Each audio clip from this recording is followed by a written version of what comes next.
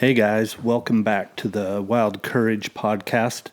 Today we're in the barn in Emmett, and I'm with my friend Dakota May. Thanks for coming down and doing this, buddy. You bet, amigo. Thanks for having me. Yeah, so we met a couple of springs ago at a Brandon, I believe, right? Yep. It was the first time we met. Yeah, I think it was last spring. It's not this spring. Yeah, a little over a year ago. Yep. Yeah, that was a fun Brandon. Yeah, that one's usually pretty good. I like the way he does things there. I know, and I'm so bummed that this year I said yes to another branding, and then I wasn't able to come join you guys. I think you were just down the road. I literally was like 10 miles away, I think. Yeah. The whole time I was thinking about it because you guys were heading in Heelan and I wasn't. Yeah. Yeah. If I'm going to go to a branding, it's got to be a head and heel branding. So. Yeah, I'm not that picky.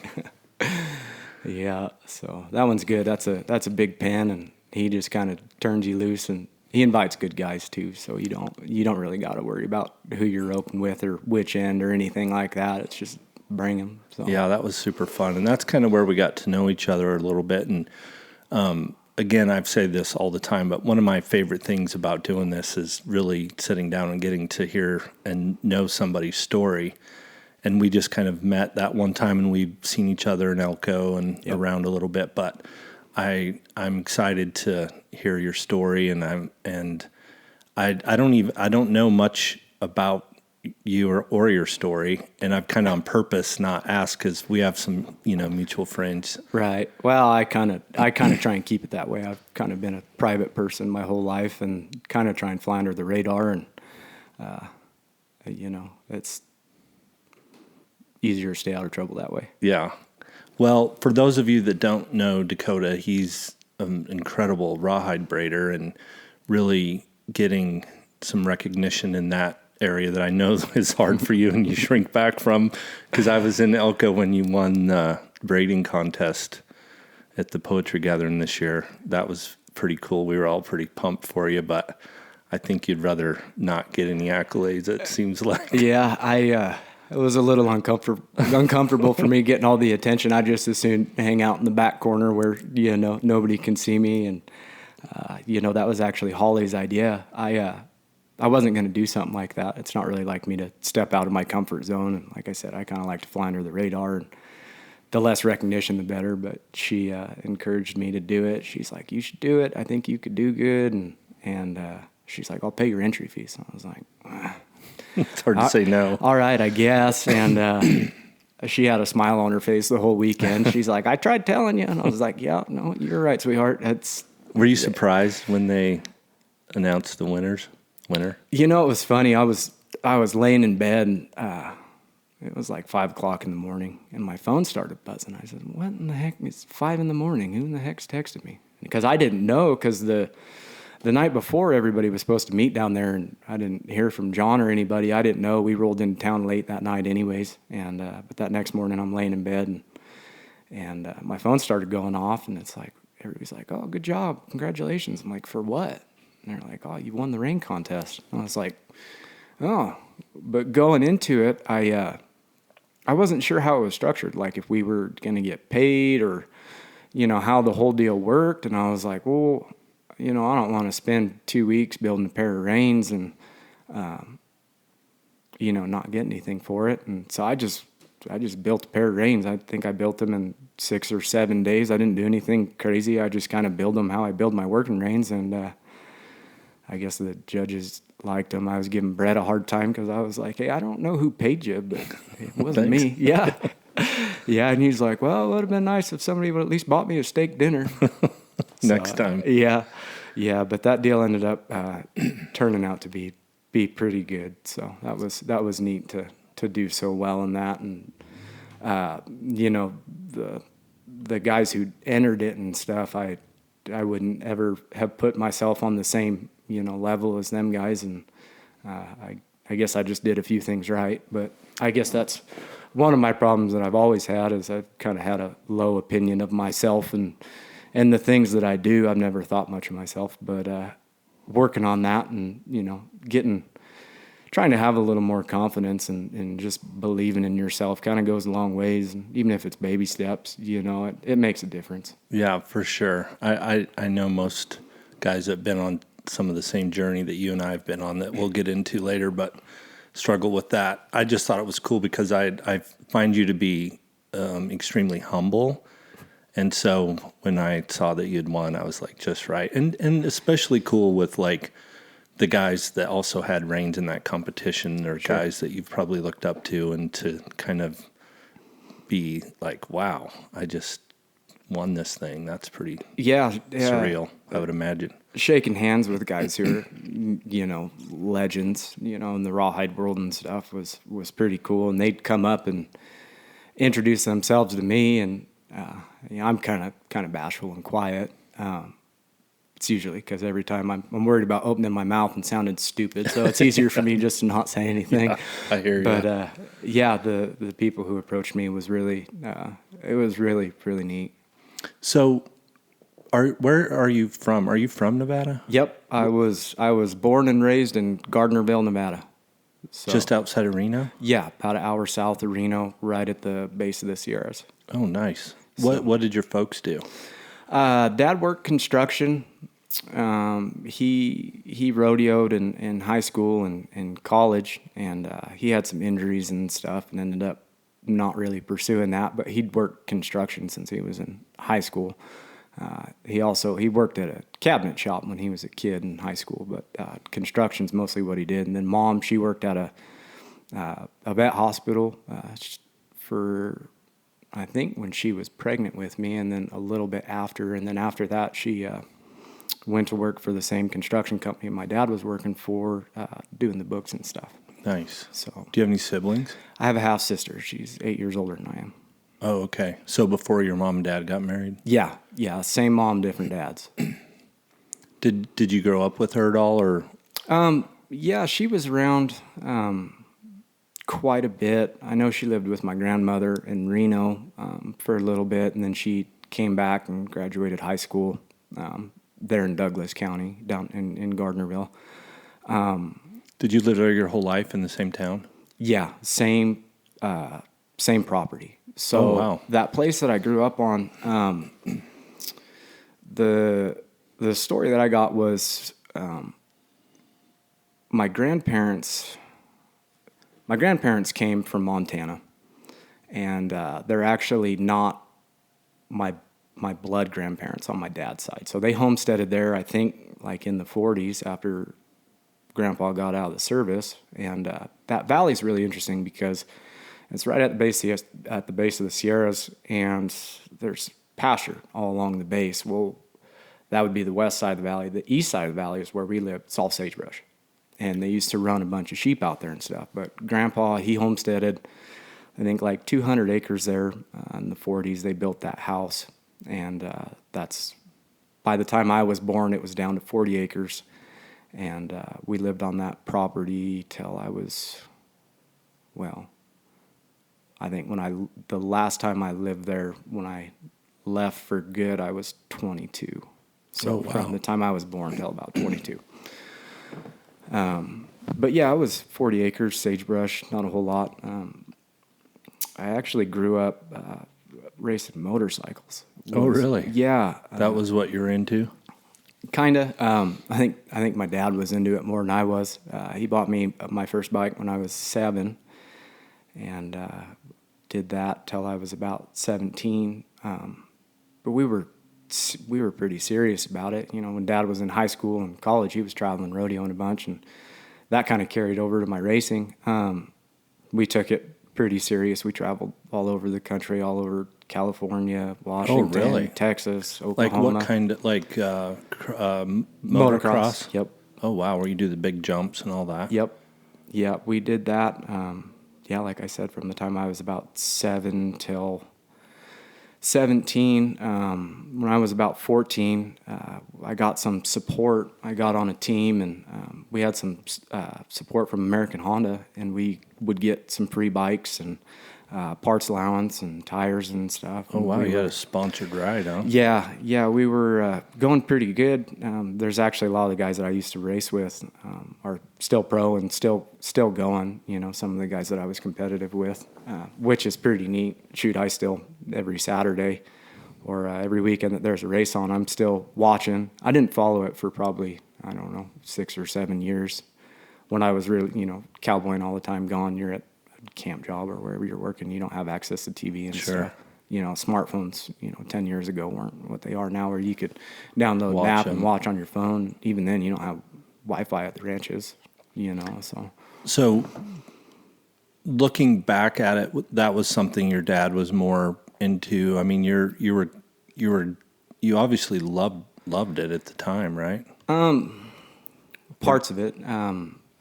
That deal was tough because like I was really competitive, and I think I was naturally gifted at it. Like I still talk with my mom about it, and she's like, "You had so much talent," and I just had a lot of bad luck. Some of them big races would come up, and we'd be at another race, a month before, and I'd break a wrist, or something had happened. I'd go down, or something had happened with my bike, and those big races, I never put in the results that I was capable of, and that stuff it gets in your head where you're like, everything I do, it's just you just get knocked down, and I enjoyed it. It was really cool because I went to public school till 8th grade, because where I grew up, elementary school was 1st through 6th, and then middle school was 7th through 9. And I made 1 year of middle school, and I was kind of a wild kid. And some of that they kind of had it out for me, and some of that might have to do with my dad. He had a little bit of a reputation of being a wild guy around town. And,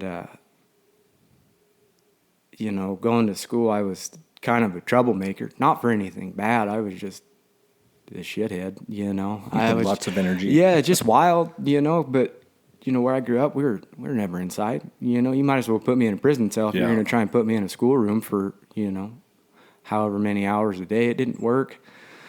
So 8th grade, I made 2 weeks, and to put it lightly, they wouldn't have me anymore. So, and we'd already been talking, because when I was like 13, 14 was when we were really kind of getting serious about racing and traveling a lot, and it's hard to do good in school, which for me anyways, I couldn't pay attention. It didn't matter, me too. But when you're on the road, racing every weekend and out of town, you're gone for, a week here and there. It doesn't really add up. So me and my folks had been talking about homeschooling.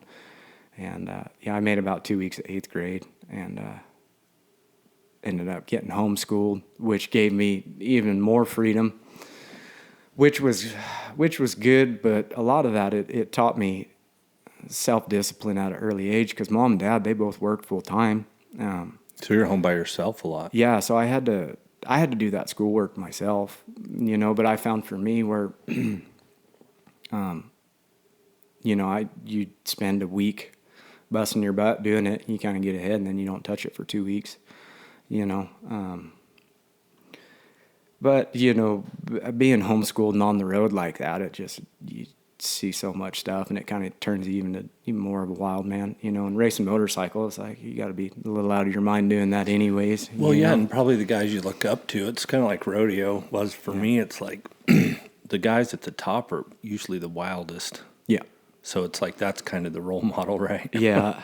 And it's, I don't know, there's a lot of self-discipline, or, just discipline in general, because you got to be in shape to do that. Oh, yeah, that's a real physical sport. You got sponsors and stuff, and if you're not... Some pressure. Yeah, if you're not performing, that stuff goes away, and kind of ultimately that's what ended up happening was, I had some bad luck, and I wasn't really performing, and we lost some of our sponsors and stuff, and we went about another year. We were doing a lot of...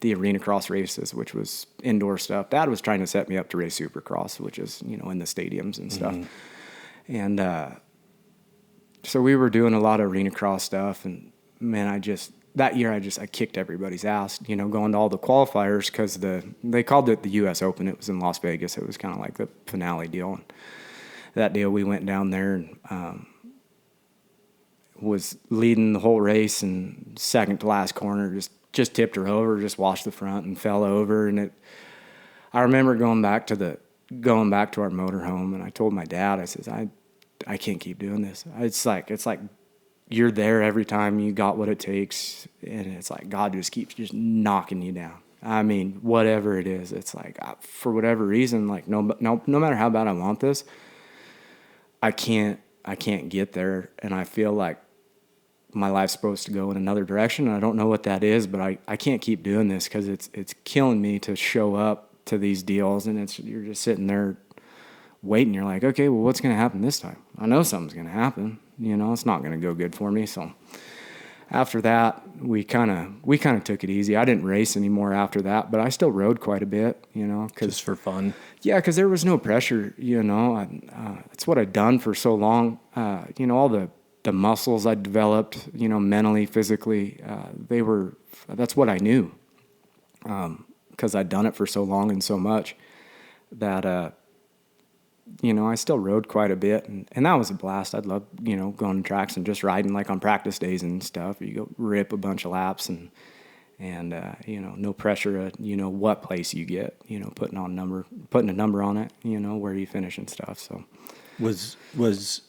how did your dad take that? Was he disappointed when you kind of decided to not pursue it like professionally anymore? You know, when I was younger, my dad was really intense. He's just very loud and just really intense all the time. You know, I don't really like growing up. At least now, like the only emotion I ever remember my dad showing is anger. Mm-hmm. You know, so he was really, really intense, and he pushed me hard. You know, and kind of made a stubborn little ass out of me doing that. But, you know, as I got older, when I was probably maybe 14, 15, our relationship kind of changed where I feel like looking back, he started viewing me a little different as not just a boy, but almost like he kind of started respecting like the young man that I was becoming. And he mellowed out a bunch. Which was good, and our relationship got a little bit better. And that's like the racing too. When he chilled out, it made me chill out. You know, like just. Well, sure, that's. You know, the tension wasn't quite there. Yep. So things changed, and my results kind of got better there for a time too, where it's like it's just a little bit more relaxed. Because from the time I was a kid, it was a job. It wasn't. Hey, we're going racing on the weekend. I mean, we had a $80,000 motorhome and, you know, really expensive bikes, and, you know, they're taking time off work going down the road. It's not cheap, you know, you're paying entry fees and fuel, and but he mellowed out there. And I think when I told him that, when I didn't want to do it anymore, he took it pretty good. I think he just kind of knew that I was going that direction anyways, where he saw I was struggling. Like, you know, what's that do to a kid's self-esteem where it's like you just pound it in your head like, don't quit, don't quit, don't quit. And it's like, okay, well, that don't quit, it's not paying off. Like, I don't know what I'm doing wrong. You know, I suffered from arm pump is what we call it, where your forearms just get really, really, really tight. And you can't hardly hang on to the handlebars. You can't feel your hands. And I'd get that when we'd go to them bigger races because it's more pressure, faster kids, tracks you're not familiar with. And it's just like I couldn't, I think more than anything, like mentally, I couldn't, there were some hurdles that I couldn't overcome. But when I told him that, I think he kind of knew it was coming anyways. And he was probably looking forward to saving some money anyhow. Yeah. So, but. And you finished out high school through homeschool then? Yep. Yeah, that deal was American homeschooling, and it was, I don't even know if they ever sent me a diploma or anything. You just do them books, send them in, and I don't know, it could have come or not. I don't even remember. That's been a while ago now. My diploma, when I opened it, there was nothing in it because I think I had too many library fines, and I never went and paid the library fines to get my actual diploma, and turns out I haven't needed it. Yeah, that homeschooling deal was pretty neat because, like, I don't know, it gives, like I said, you put a kid like me in a classroom, it's torture. I mean, it's awful, you know, but that homeschooling deal, if you're disciplined enough, you know, you do it, and it's like, okay, you go out and, you know, you want to go ride your bicycle, or, you know, you're going to be gone at a race. It's like, do all your schoolwork while you're home, and then when you're racing, you don't have to worry about it. Yeah. Yeah, school's not for everyone. My oldest son, he does some hybrid school, hybrid homeschool stuff, because school was not his jam either. It wasn't mine either. Yeah. Well, they did. I don't know. A lot of kids, I feel bad because it's you trying to put a square peg in a round hole, and they just beat you into it, and it's like, I don't know. Looking back, I'm so thankful that I got homeschooled and I kind of had some, I don't know, just the freedom to kind of actually be who you are, and I've always had a problem with people telling me what to do or how to do it, and I don't like authority, and I never have. I probably never will. Did you grow up around any horses or anything? Did your folks or grand folks or anybody? So Grandma and Grandpa raised some horses. They never had anything great. It was in the day and age when Appaloosa horses were kind of the thing. So they raised some Appies, and every winter Dad used to go. Well, at least when I was real young, Dad used to go deer hunting up in the Rubies. He had a buddy that he'd go deer hunting up there with, and they'd take the horses up there in the wall tent. And there was always a couple old saddle horses around, but, I don't even know if there's any pictures of me as a kid riding around a horseback or anything like that. As far as I can remember, I don't think I swung a leg over a horse till I was probably 17, from what I can remember. And that was kind of at the tail end of the motocross? Yeah, so when I was racing, I was a metalhead growing up. I kind of got into punk, because the moto scene, there was, Crusty Demons and all the videos and stuff they had, Strung Out, NoFX, Pennywise. So naturally, I kind of got into such a part of the culture. Yeah, I got into that music, and then when I was, I don't know, probably about 7th grade, I started listening to more metal, and so I had long hair and piercings, and it's funny, even with like the moto community, I didn't fit there either. It doesn't matter where I was or what I've done. Even the cowboy community, I still don't feel like I fit, for whatever reason. But as a kid, long hair, piercings. And I would have never guessed that. I got scars on my face if you look hard enough. I got scars on my ears too. I used to be able to put beer cans in my ears. Oh, wow. I had my ears gauged real big. But yeah, when I told Dad, I was like, all right, I kind of want to be done racing. And, growing up at the base of the Sierras, I used to like to snowboard.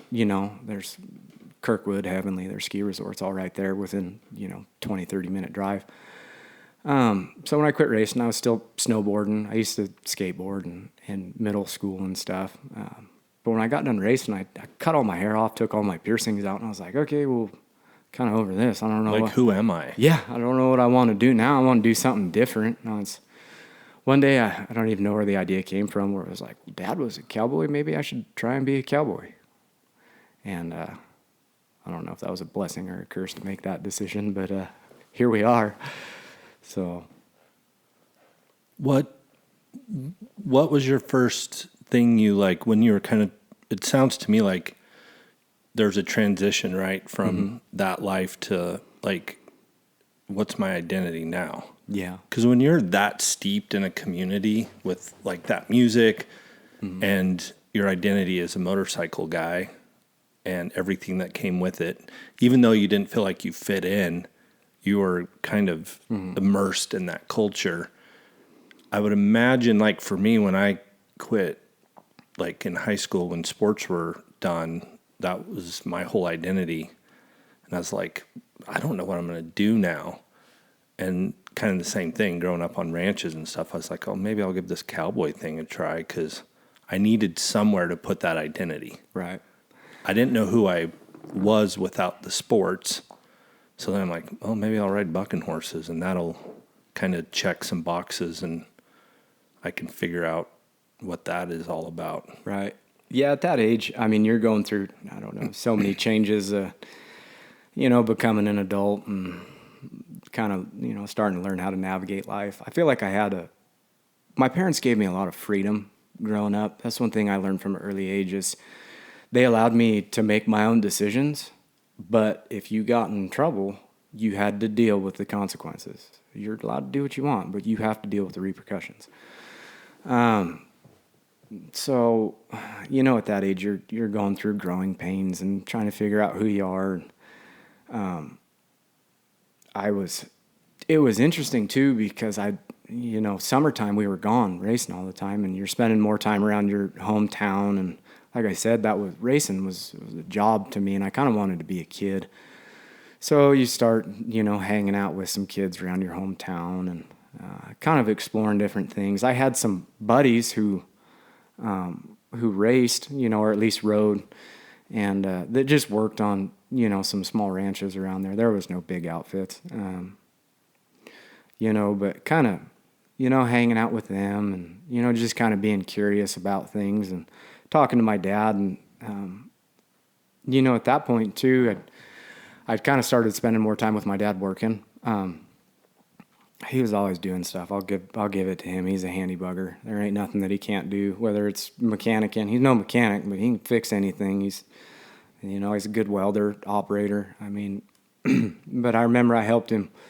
He was building Mom a chicken coop or something. And I started helping him with that and, just kind of getting more interested in horses. And we re-fenced that place. So I was building fence, and really that's kind of how I got my start. Was I went to Smith Valley. There was a guy who lived out there. His older brother rodeoed with my dad in high school, and he knew who I was and stuff, and he had a fencing job out there. And so he got my number somehow, and he's like, "Hey, you want to come help me build this fence?" Like I said, I think I was 17, maybe 18. But I went out there and helped him, and Weston's the reason that I'm a cowboy today. If I hadn't met him, I wouldn't be the cowboy that I am today. Like he's how I got my start. He packed me around for a lot of years, helped me get jobs, taught me a bunch of what I know, good and bad. And, but yeah, that's kind of how I started out. I had a job in Gridley, California around that same time for a summer. It was a family friend, but he had a little family ranch up there that he raised hay on. And I went up there for the summer and just irrigated, I didn't get started, branding calves or anything like that. I got started, irrigating and building fence. And at that point too, I think Mom had found some kind of cheap saddle horses, some better quality horses than them old ones that we had around, and kind of learned to ride. Dad had built some bucking chutes and stuff there at the place, and had a little 100 by 100 arena where when he was in high school he used to buck horses there and practice and stuff. And so I had a little arena to learn kind of how to ride in and stuff. And that was kind of how it got started, really.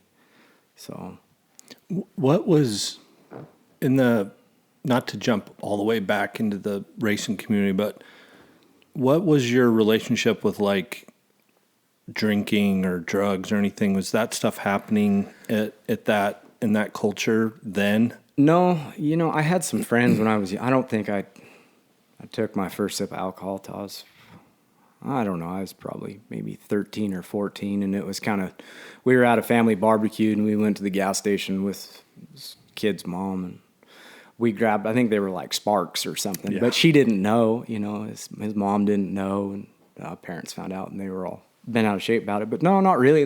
We were so young, that stuff wasn't around them races, but I was always friends with the older kids. I don't know if it's a maturity thing, but I always got along better with the kids who were a little bit older. But when I was 14, going back to the music thing, with punk and stuff, I discovered the band Minor Threat, and they're a straight edge band. And when I was really young, I had this internal discussion with myself about claiming straight edge, because I didn't drink, I was racing, and I had a guy who was kind of like my older brother, and he didn't touch the stuff, and I always really looked up to him. And but no, it wasn't really around. It wasn't really a thing. You get to where you can drive, and there was some high school parties and stuff. I had buddies who I snowboarded with, and because in middle school we'd go to the skate park after school because my parents didn't get off till 4 or 5, so you get out of school at 2, go down to the skate park, and there wasn't a whole lot of drinking going on there. But high school parties when you get to be buddies with guys and drinking beer and stuff. But Not to say that it's innocent, but it's kids in high school. Yeah, kid stuff. Yeah, nothing crazy. You go to bush parties and stuff, but nothing too over the top. When you first started kind of riding, and when you came back from California, kind of farming and hay farming and that, was there something about the horse that you were like, I like this? Were you drawn to it? Yeah, there was.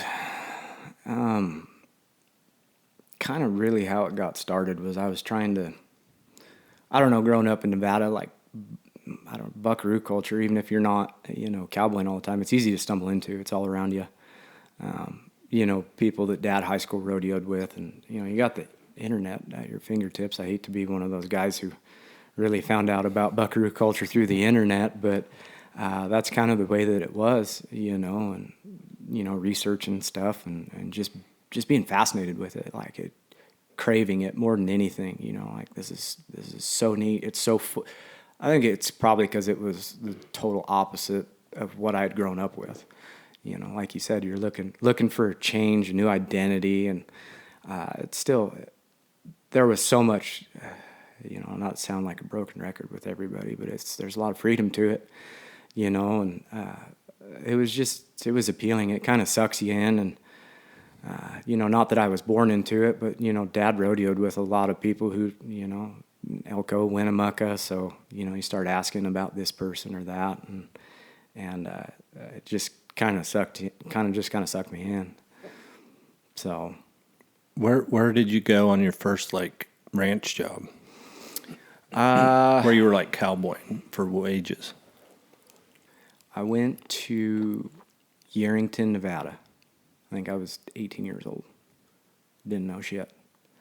But Weston, he'd packed me around a bunch. Like I said, he took me to some brandings and stuff. I didn't rope or nothing, but you learn how to flank calves and set ropes and, ear notch, do all that stuff. And with those guys, it was sink or swim. They knew I was green as shit, and they'd kind of pick on you, and same deal, it's kind of a rite of passage. They get you in wrecks, or they get you to ride steers up and stuff. And but it was in Yerington.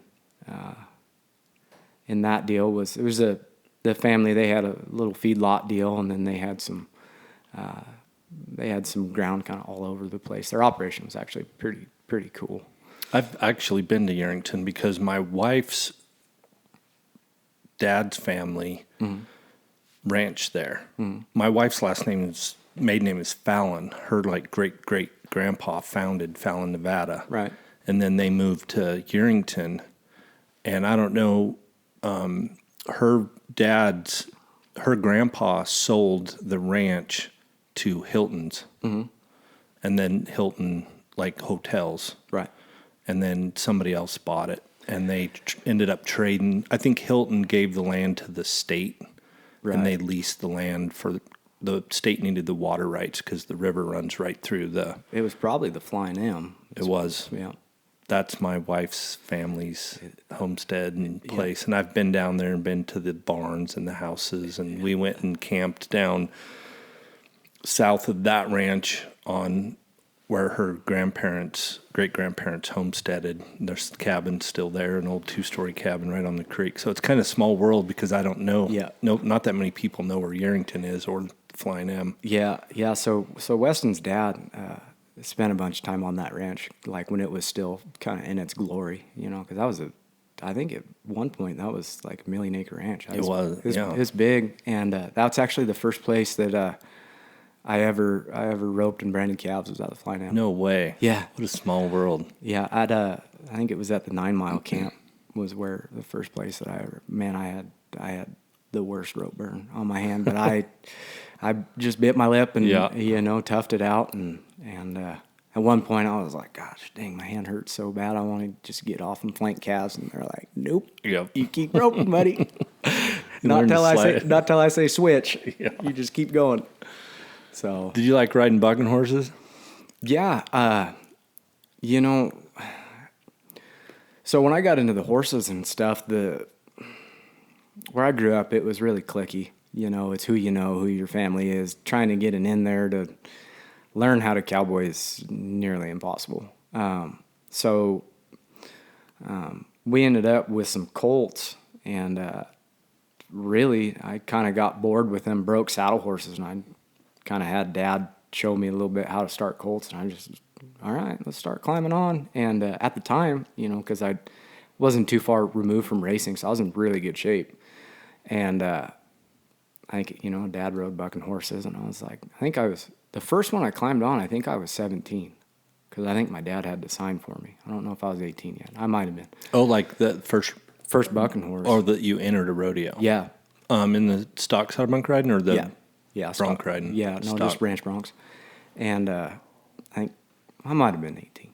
But yeah, it was, that was a rush. That was fun, because it was... Well, you probably haven't felt anything quite like that since you quit racing, right? That adrenaline and... Yeah. It was funny, because I remember I had some buddies who were like, oh, what's that like? And I was like, imagine the worst swap you've ever had in your whole life. It's like that. And 8 seconds feels like an eternity. When you're first crawling on, you're trying not to black out and keep your chin tucked. And I mean, there's, It's all happening very fast. Yeah. But yeah, that was fun. Were you hooked after the first one? My problem was I'd broken so many bones racing. My ranch bronc career lasted about 4 years, because I couldn't do it. Even if you get one rode, I was so sore that, I had a hard time. I'd broken both my wrists 4 or 5 times. Oh, dang. Both my ankles 4 or 5 times. I think the second last year I raced, I broke my back. I popped both my hips out, tore all the muscle in my hips, popped my left shoulder out. I don't know how many times I've broken my hands and my fingers. Yeah, so that was, all before the age of 18. Dang. I was going to ask you about all your wrecks. I'm sure there's a ton in that sport. Yeah, there was a lot. I'd never kept track all the concussions that I had, but it was every bit of, concussions probably 20. Dang. Being knocked out cold probably 12 or 15 times. I mean, I think that's where... And I'd never really made the connection till later in life about some of that, listening to podcasts about CTE and stuff. Mm-hmm. It's for real. Where some of my tendencies and stuff come from, and the way I act, and maybe some thought process might have something to do with that too. But yeah, a lot of wrecks. And so the ranch bronc deal is fun, and... Did you get good at it? I won some rodeos. But, when I was gone, you go up to like Carlin or Eureka or, them rodeos up there. I couldn't spur one. I couldn't fan. I could hang on to just about anything. I could get most stuff rode, but I couldn't make it look good. And there's a lot of guys up in that country at the time. They'd fan one. Turn loose, yeah. Yeah, they'd spur one in the neck. And I never had that. I could shoe shine. They just couldn't buck you off. Yeah, I could shoe shine them a little bit, but, it was more up to the horse than me. I couldn't make it look fancy. So, and by that time, like in your early 20s, you were cowboying full time then? Yeah. So, when I was happy was kind of when I was working for myself. So I got set up. I got kind of familiar with starting colts and stuff, and I kind of just started riding colts. I was doing that for a bit. I'd only, take a handful of horses a year, but, it worked out good where you're riding colts, and for whatever reason, I kind of got everybody's pisshead rejects, There was guys who were training around the valley who they'd get the good horses and stuff, but if somebody had just a knothead, somehow I ended up with it. And so I was doing that, but it'd keep you kind of legged up for riding broncs. And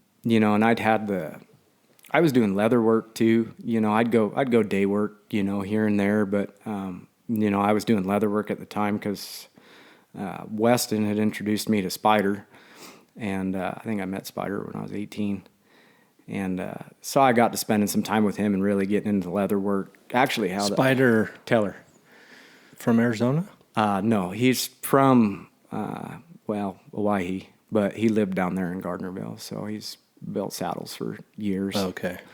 So anybody who's been around Hawaii or Elko or anything like that is pretty familiar with Spider. He was a neat guy. And so he kind of taught you how to do leather work? Yeah, so I was doing some kind of on my own, but actually how I got tied up with Spyder was I met him we were at a branding in Smith Valley or something, and I met him there. After one of those ranch rodeos, I had a crappy saddle that I was started riding ranch broncs in, and I ripped the rigging out of it.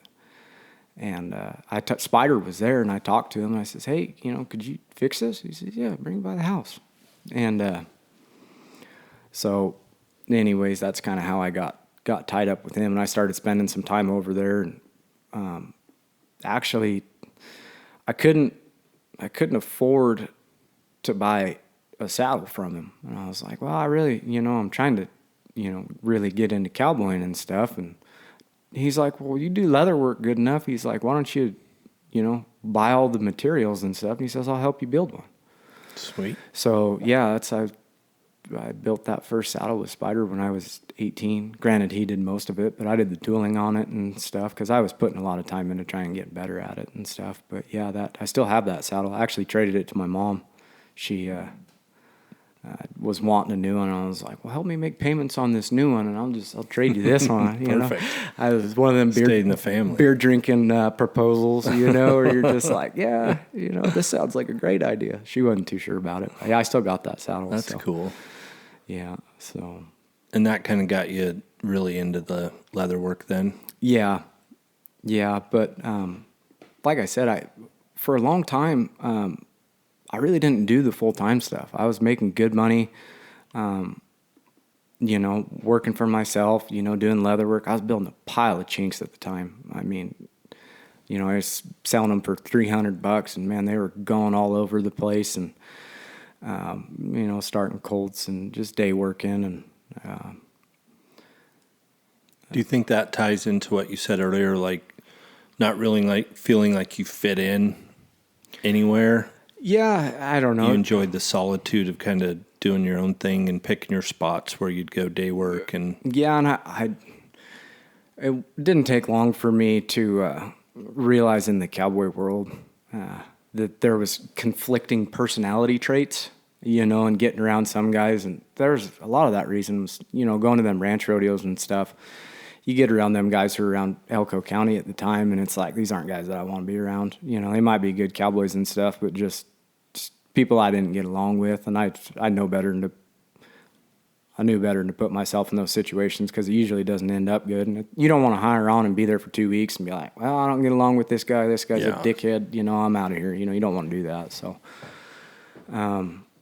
but I mean, I had some full-time stuff. Like when I was 21, I had a, feedlot job. But if I'd go somewhere full-time, it'd be for 6 months, 8 months. I'd never really stayed anywhere too long. The longest cowboying job I ever had was when I was in California before I moved up here, and that was like 2 years. That's pretty good for... Well, that deal was, that was a really good outfit. Where was that at? So it was for Dave Wood, and I wintered in the Central Valley in Gustine on the Simon Newman Ranch, and it was actually, they had bought another place behind it. So it was 2 ranches put together, but they run Mexican steers there. We had some native cattle too, but it was mostly yearlings. And it was all yearlings, but it was mostly Mexican cattle. And then in the summertime, because they had ground in Kalinga, that's where the pairs run in the wintertime, where they calve out and stuff. And then in the summertime, they go over the mountains to Mammoth. And so I'd go spend the summers in Mammoth. That's pretty nice. Yeah, everything was all calved out, and, they were big. Them calves were pretty big. Stuff didn't really get too sick. You might have to Dr. Foot Rot a little bit, but they'd already pulled bulls. And that deal, it was a lot of Forest Service ground and stuff. But, there was a lot of irrigated ground too, which is fine with me. I get bored being a horseback all the time. That's like when I worked at that feedlot. If the boss would be like, hey, we need somebody on the processing crew. It's like, I'll go stand at the chute all day. I'll go run the chute or whatever you want me to do. I'm so sick of riding pins. That's a lot of the times why I would never keep a job more than 6 months. It's like, okay, I'll go, I just soon go weld or do something else and be a horseback. It was, especially as I got older, like I craved it when I was younger, but you kind of get your fill of it. And it's like, okay, I need a little variety, just to kind of break up the monotony and stuff. Like, you know, you love it, but I didn't love it enough to just be married to it all the time. Yeah. But yeah, that deal in Mammoth was cool. We had to fix all the fence, irrigate, fix a lot of broken water lines. When I showed up there, the guy who was there before me, he didn't drain any of the water lines the year before. Mammoth, you know, they got a Freezes. Yeah, they got a world famous ski resort, you know, so they get a lot of snow and it gets cold. And they didn't drain any of the water lines, so I spent a bunch of time digging up water lines and fixing them. And you know, it was never, I don't know. It's probably because I wasn't a good enough cowboy to have that mindset where it's like, oh, I'm not going to pick up a pair of fence pliers. It's like, I'll go do it. If it needs done, I'll go do it, you know. I don't Yeah, you like the variety of doing everything. Yeah, because Which is rare for a young guy that is kind of buckarooing and wanting to be a cowboy. It's. I think that's probably pretty rare. Well, it's just kind of the way I was raised. Especially too. in Nevada, those guys, man, they don't want to get off their horse or they'll quit. Well, and that's, you know, everybody says north of I-80 is a lot different than south of I-80. I mean, there's plenty of big places around Austin, Tonopah, Fallon, you know, where it's kind of like that. But down where I grew up, it wasn't. It was a lot of cow farmers and stuff like that, which I've never farmed a day in my life. Don't get me wrong, I've fixed lots of fence and irrigated a bunch, but I've never jumped in a farm tractor. But Dad taught me how to operate when I was pretty young. And so I spent a lot of time operating and fixing fence, and he had me welding. We built a lot of stuff there on that little 40-acre ranch, and it's kind of a sink or swim deal. Where he's like, "All right, you're welding." I'm like, "All right," you know, like structural stuff, and he's just, "Do a good job, take your time." Yeah, I think that's, you know, if you're not on a big riding outfit, you got to do everything. I mean, my dad was the same way as your dad. Like, I'd come home from school and their engine was out of the old International 2-ton truck that we held our cows with or our horses with. Right. And by the next day, he'd replace the heads and pull the top end off and rebuild it, and it'd be parked in the driveway ready to go. Like, you got to do everything. Yeah. Yeah, and that's those, I don't know, like those places that I was around where it's like something breaks or whatever, you're not going to call somebody. These places aren't big enough to have a farm crew and a cowboy crew. It's like, you know, and a lot of those guys, they'd take care of, you know, a few hundred head of cows here and there, but they did a little bit of everything because they had to. They'd go jump on the backhoe and clean ditch, and they'd go doctor by themselves, like super handy guys, but it wasn't just horseback stuff that they were good at. They operate, you know, do just about anything, weld, you know, and I don't know.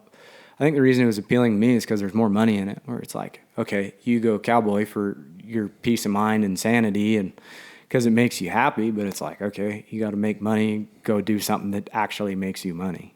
Yeah. Well, and, you know, I mean, those big outfits in Nevada or anywhere, really, that's kind of a young man's game. Everybody ages out of that pretty much and moves on to smaller places where you can raise a family and take your kids with you if you want, and you have to get off your horse and do all the other things. It's kind of seems to be the natural progression.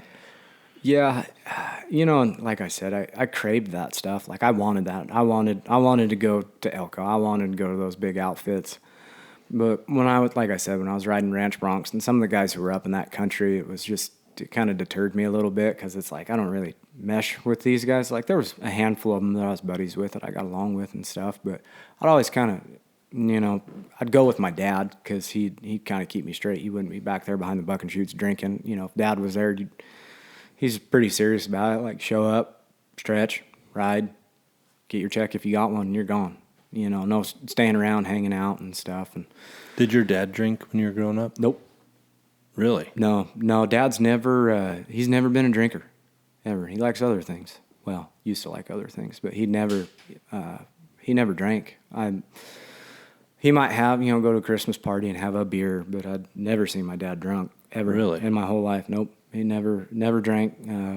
As he got a little bit older, like a few years ago, it was kind of funny to me because he'd have like a Smirnoff after dinner. And I was like, what are you doing?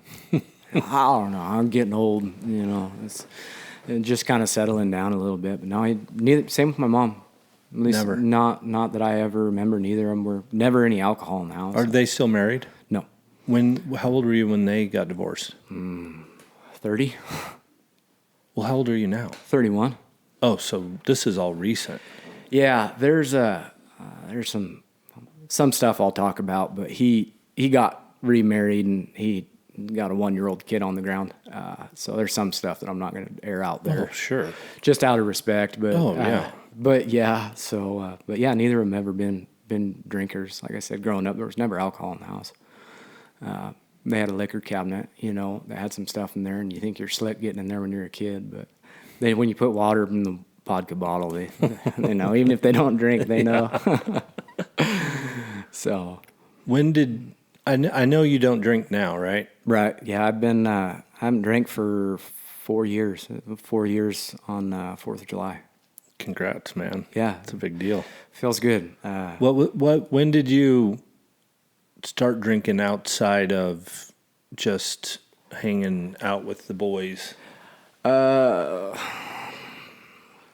Well, Like knowing what you know now, looking back in hindsight, were you like, so it kind of started. So when I was 17, I moved out of my parents' house. So there was the house that my parents lived in on that 40 acres, and then my grandparents' house.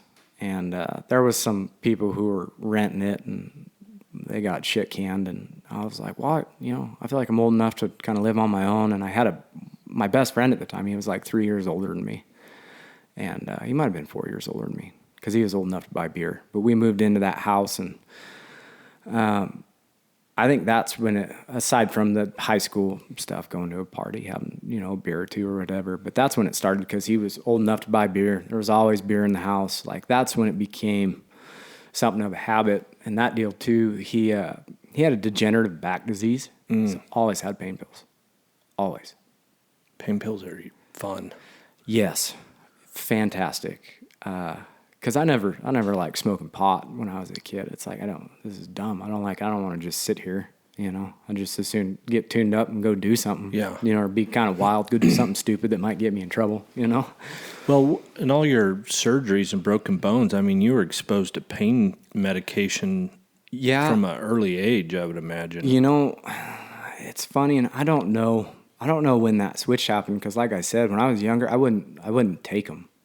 They make you sick and itchy. And It was just one of those things where it was like, you just, I don't know, it's sacrilege. Like, you don't do it, like I said, because I had this guy who was like my older brother. He wouldn't touch the stuff. And at one point he broke his back and like bad. And he was in the hospital for a few weeks, and they were feeding him Oxycontin and stuff. And when he came out, like it just screwed him up. Like, he was freaking out, like he had spiders crawling on him. Yeah, and I saw that, and I was like, man, I don't want no part of that.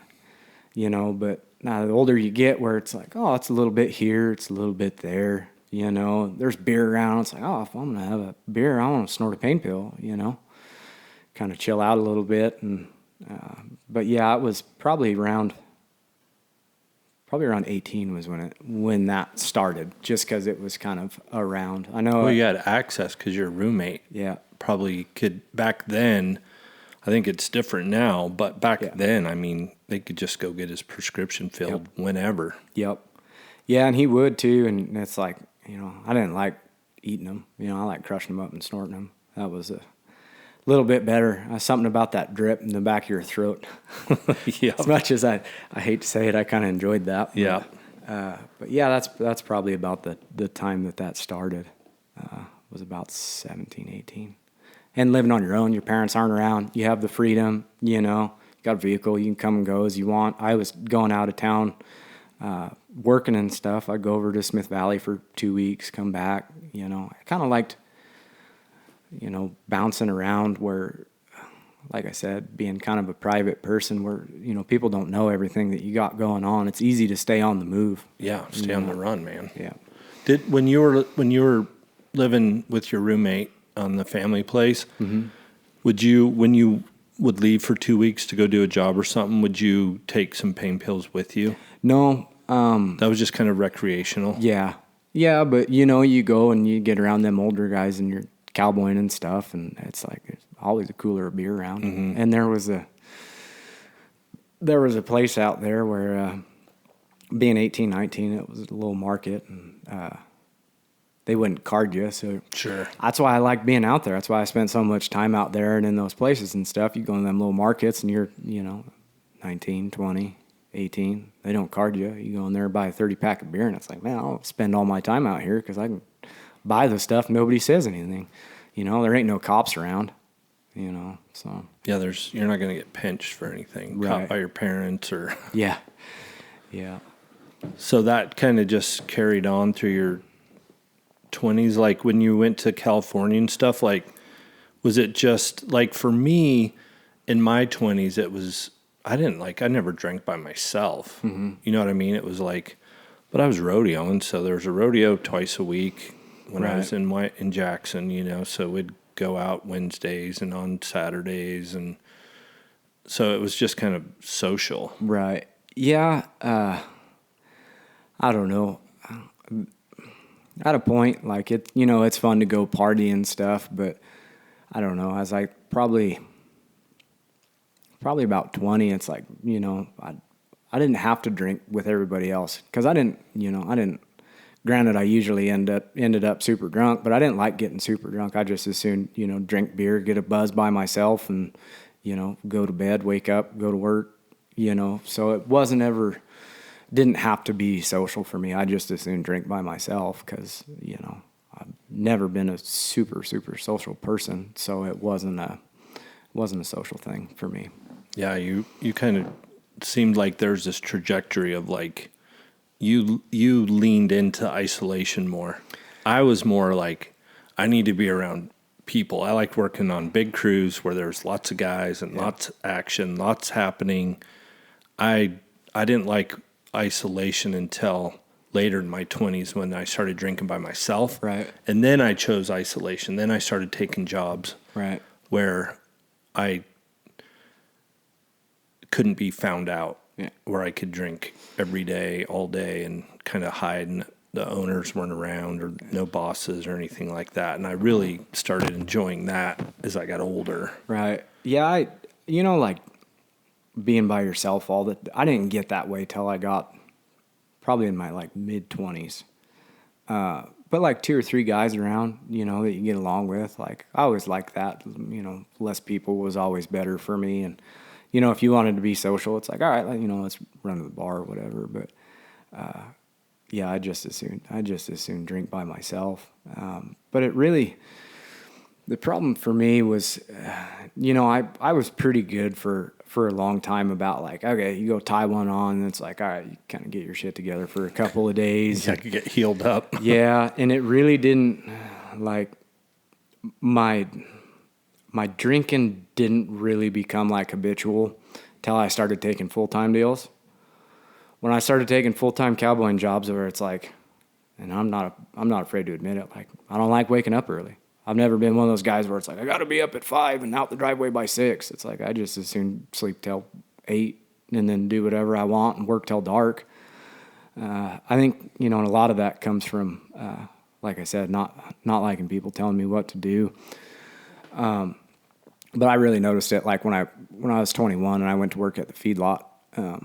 It's just every single day and you're doing shit that you don't want to do, and it kind of starts to suck, and it's hard to make it fun, but it's like, I hired on and you got to do your job, you got to show up. But it was one of those things where, I'd drink so much when I'd get off because, you ride your pens and it's like you leave at 2, and I'd get so drunk that I'd be showing up to work the next day still tuned up,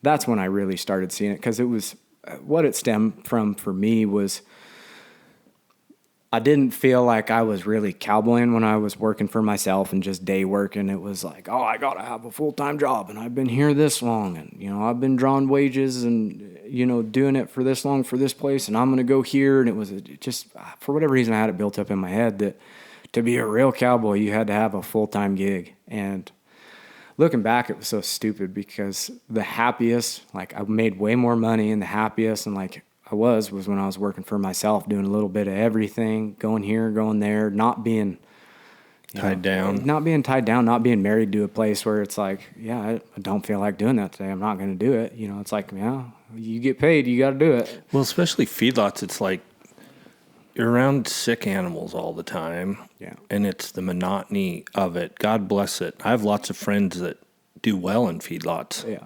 And thrive in it. And it's like school to me. It felt the same as like sitting in a classroom. Yeah. Like, so what? My horses get good at opening gates, you know? Feedlots are funny. I made it 6 months there. When I showed up, it was January or February. So when I showed up, everything was frozen and it was cold. And I made it 6 months. I made it till like July. And the ranch rodeo was going on in Bridgeport. And I'm like, all right, I'm quitting. I'm going to the rodeo and just getting smashed. But, the feedlot deal is funny. I would tell a young guy, if you want a cowboy for a living, at some point you need to spend about 6 months in a feedlot because you will learn a lot and you see a lot of stuff that you don't see outside. And I would say, whether every feedlot's different. The one that I worked at, it wasn't a big yard. It was only like a 15,000 head yard, but the Cowboy crew doctored all the cattle. And there's, some of them big ones, like if you go to, work for Harris and Klinger or whatever, like they have a vet crew. Like Cowboy crew, all you do is ride pens, and that's all you do. You don't doctor the cattle. But if you can get on in a place where you can be on the processing crew, learn about all that stuff, learn about all the medicines and, what you're looking for, doctoring for. And I got lucky because when I was at that feedlot, there was he's actually from Marsing. Because that feedlot that I worked at was it was like a joint feedlot, but Harris had a lot of cattle there. It was mostly a Harris feed yard. And then there was like a dairy side that was, I don't know, because I was never over there, but they hired a new manager to work there, and he came from up in this country. He worked for Simplot, but he was young. He was like 26 at the time, and he put a bunch of time into me, like a lot of stuff. Like taught me how to necropsy and what you're looking for. He taught me a lot of really cool stuff. A lot of the knowledge that I gained about cattle and medicine and stuff came from the time that I spent in that feedlot. And he was only there for, I think I got like 3 months on the manager that was there, and then 3 months when he came in. But he taught me to do a lot of cool stuff, which I appreciate, and I think he was trying to set me up to stay there. Like because even when I was there, I was the lead cowboy guy for the most part. I mean, it really wasn't like you're the lead guy and, he gives the orders. Like he kind of talked to all of us, but he trusted me to make sure stuff got done. I think that you made a good point. If you're a young guy wanting to have ambition to go manage a place someday, you should go spend 6 months or a year in a feedlot because you're going to learn stuff that you'll never learn outside for sure. And there's feedlot jobs like my buddy Scott Hall. You know him? He does the engraving. Yeah. Yeah, he works at a feedlot, and he loves it because they rope everything. Right. They don't take everything up the alley to the chute. So he enjoys it because he gets to rope every day. Right. I never got to be at one of those. Yeah, that's the same thing like with that yard that I worked at. If something was bad and you couldn't get out of the pens or something was being stupid, like he had no problem with us roping. Like if it was something simple, yeah. Yeah, he's like, well, when you're doing, 30 days, like you got to just pull them and take them up to the chute and stuff, which we probably roped more stuff than we needed, especially when stuff would get out. He's bombing down the feed alleys, roping stuff. So, yeah. I mean, we made it fun. I was there with a guy who I'm still friends with today. He lives just down the road a little ways, but him and I worked at that feedlot together, and we had fun, but there's a lot of cool stuff to learn. I don't know how guys do it for very long, but I think that's the hardest part is it's the same thing every single freaking day. I mean, unless you're, like I said, I'd get on the processing crew just to break stuff up. Yeah. That's what, I mean, part of why I moved every 6 months for all of my 20s was I was kind of on the run of, I think, I liked seeing new country, which I think all cowboys do, right? But I got bored easily. Like I worked in some of the most beautiful country in Wyoming and Montana and Arizona, and I mean, I needed to keep going. Yeah. And I also, is what I know now, I was on the run from my past and my childhood and all the reasons why Sure. a lot of us like to stay on the move, and the cowboy thing.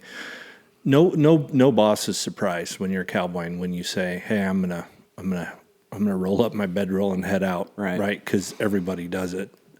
Nobody stays very long anywhere, so it's kind of the perfect storm, really. Right. When did you get into braiding? So I tried learning how to braid when I was probably 18 or 19, and I just didn't have the patience for it. And then, like, I tried and I couldn't. I just didn't have the mind for it at the time. And then when I moved to California when I was like 22, just in the bunkhouse and stuff, I took my string cutter with me, and I'm like, all right, I'm going to start trying.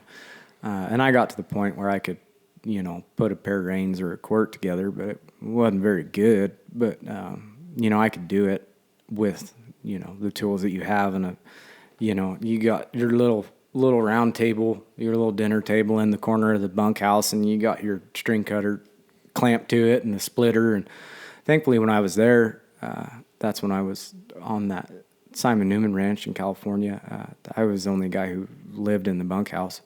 It was so you could spread out a little bit. Yeah, it was me and one other guy there full time for, that last year I was there had to have been 8,000 or 9,000 head of steers on that ranch. Dang. And we had to do all the fence, all the water. Obviously we'd get, the crude come from Klinger or whatever when we'd process or we were gathering and shipping and stuff. But it was just two of us there full time. But that was when I was there. Same thing, you go over the hill to Mammoth and you get one of them old cows that dies and you could, skin her and stretch that hide. And that's when I really started, actually putting time into it. I really didn't get savvy on the braiding until I moved up here. And even then, I didn't get decent at it till I quit drinking. Those two things they go hand in hand. Well, that's not true.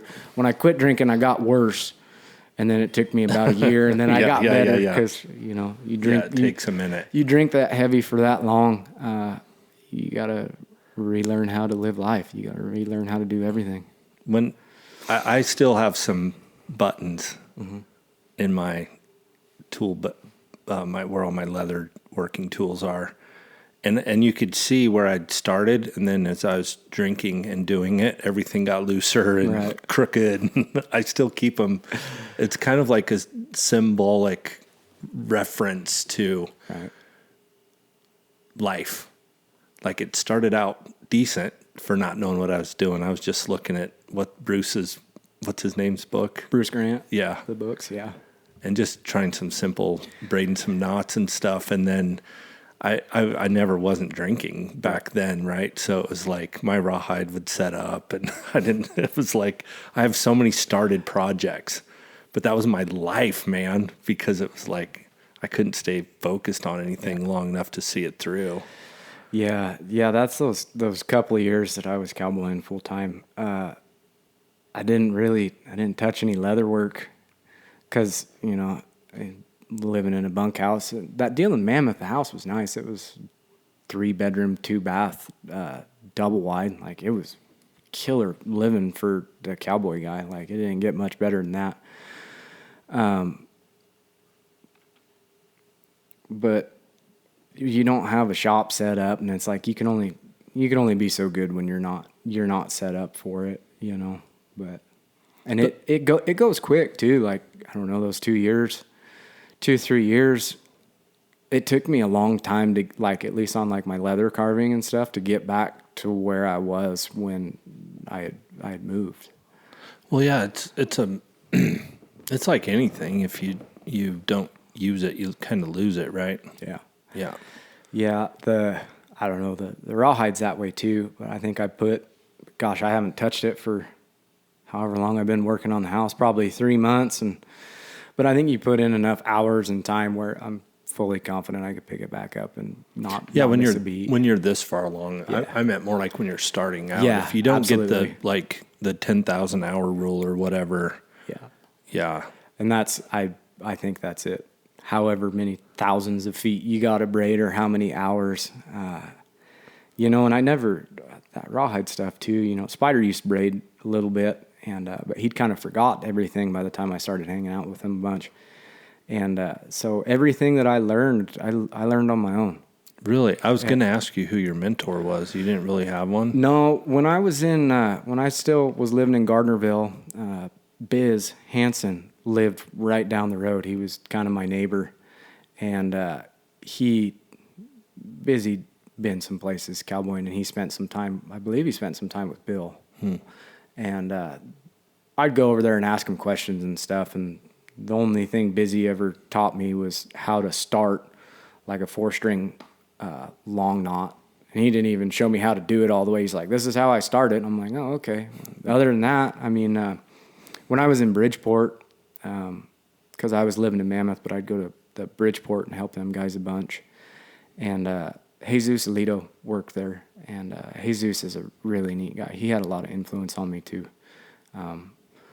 But he sprayed a bunch because he knew Brian Newbert, and he'd been around. Used to be a hell of a braider. I don't think he touches rawhide very much anymore, but he'd share a lot of stuff with me, you know. But he was real, like, I'd call Jesus a horseman. Like, he's real savvy on, like, balance and how things should be. And he's actually the one who taught me, because for a long time I slipped those hides in the river. You don't have to, you flesh them pretty good, but you just throw them in the river, leave them in there for, it depends. It depends on how fast the water's moving and how hot it is, but leave them in there for 2 weeks and you pull them out and you just wipe the hair off. Really? Yeah, but Jesus shared some stuff with me, but other than that, I haven't spent time with anybody. So just kind of trial and error? Yeah. And looking at that same book? Or no? Some of them books are funny because they don't, there's things that are left out. Because like you're looking at the pictures, there's steps that aren't in the pictures. You have to read, and some of those books are different. Like you'll get one, the smaller Bruce Grant books, and then you get the encyclopedia, and it's the some of them same books, but in the big one. But there's things that are missing, and they're different. But I think it's interesting that you've come this far with, like, most people you talk to, like, had a mentor that they, like, spent a lot of time with, and I just see this pattern of, like, if you're going to be at the level of braiding rawhide that you are, you're kind of drawn to solitude because it's such a one-man gig. I think it's even different than building saddles somewhat because most saddle makers I know have a shop, and there's a social aspect to it. And I mean, I know quite a few braiders, and they're all a little bit like you and like Nate Wald. Like, I've been to his his braiding shop, and it's in his garage in front of his wife's car. Like, and it's just this little space, and he kind of likes being by himself too. And some of the other guys I know have always been kind of, I wouldn't say loners, like, but it's interesting to see this pattern of, like, you didn't lean into the big crew. You didn't lean into the big high school thing and following all that. So it kind of makes sense to me a little bit. I think a lot of it comes from an early age. I learned how nasty people can be. Growing up in a small town, people lie, people start rumors. Everybody thinks that they know who you are, and they don't have the slightest clue of who you are or what you stand for. And, I think part of that too is, when you're flying under the radar by yourself, there's nobody around to start rumors. People forget about you. It takes time. It takes a lot of years, but people do forget. And a lot of the time they don't forget. There's things they remember that it's just like I ran into somebody from my hometown. I think it was last year. And like I said, when I was a kid and I had long hair and piercings and stuff, that was like 2 years of my life, 3 years of my life. And people still... That's how they remember you. Yeah. And it's like I was 14 years old. When you're a kid, 14 to 16, or maybe it was 15 to 17, doesn't really matter, but it's like I was a kid. And that's what you remember. You know nothing about what I've done since then or the person that I am, but that's all you remember because I don't know, people like drama, and that's why it's important not to get tattoos when you're a young man. So a funny story about that. So because you change your mind. when I was younger, like I said, I had a lot. I had like, I think 9 piercings all on my face. Dang. I had a lot of piercings. And at one point, my mom was like, "Why don't you just get tattoos?" And I was like, listening to metal, and stuff, and you got just into some stuff. And I was like, I don't want to put that stuff on my body. She's like, the piercings I can take out. They can go away. I might have a little scar, but that's not on my body forever. I don't have to worry about covering that up. And I almost knew, because like I was into some pretty wicked shit when I was a kid, but I was just kind of drawn to that. And, but I was like, I'm smart enough to not put this shit on my body because I know 10 years down the road, I'm not going to be into this stuff, at least not like I am now. That was the same. I remember like when I was a freshman or sophomore, thinking back to even the music I liked in 7th grade that I was mortified by, that I liked that. And I'm like, I don't think I should probably do tattoos at this age. And that's the same thing I tell my son. I'm like, the stuff you're into now, 2 years from now, you will not be into. And you've brought up the music a few times. I know in my life, the influence of what I'm absorbing plays such a huge role in what was going on in my life. And it's kind of like, what are you feeding your soul, right? Do you feel like, would you agree with that? Do you feel like the music that you were listening to like had a big influence on your behavior and what kind of drove you? I guess you could probably say that. I think a lot of that was just there. Just kind of that punk rock attitude. Like I don't want to hear what you have to say. I don't want to listen, do what I want when I want. But it did. I mean, it's hard. You can't consume movie or movies or music or anything like that and not have it make, an impact on you. But I think, to a certain extent, I think even at that age, I knew when it had gone too far, or like when it was becoming negative, where it's like, okay, this isn't who I am deep down. Like it's hard when you think you know who you are, like deep down, and then as you get older, things kind of change where you're like, man, I'm just not that person anymore. Like, and you gotta be open to that. I don't know. When I was a kid listening to metal, it's not like I was sacrificing animals or anything, but I kind of liked it because people didn't like it. Everybody's like, oh, that's weird. I don't like that. Why do you do that? And that made you lean into it even more. Absolutely. Yeah. Absolutely.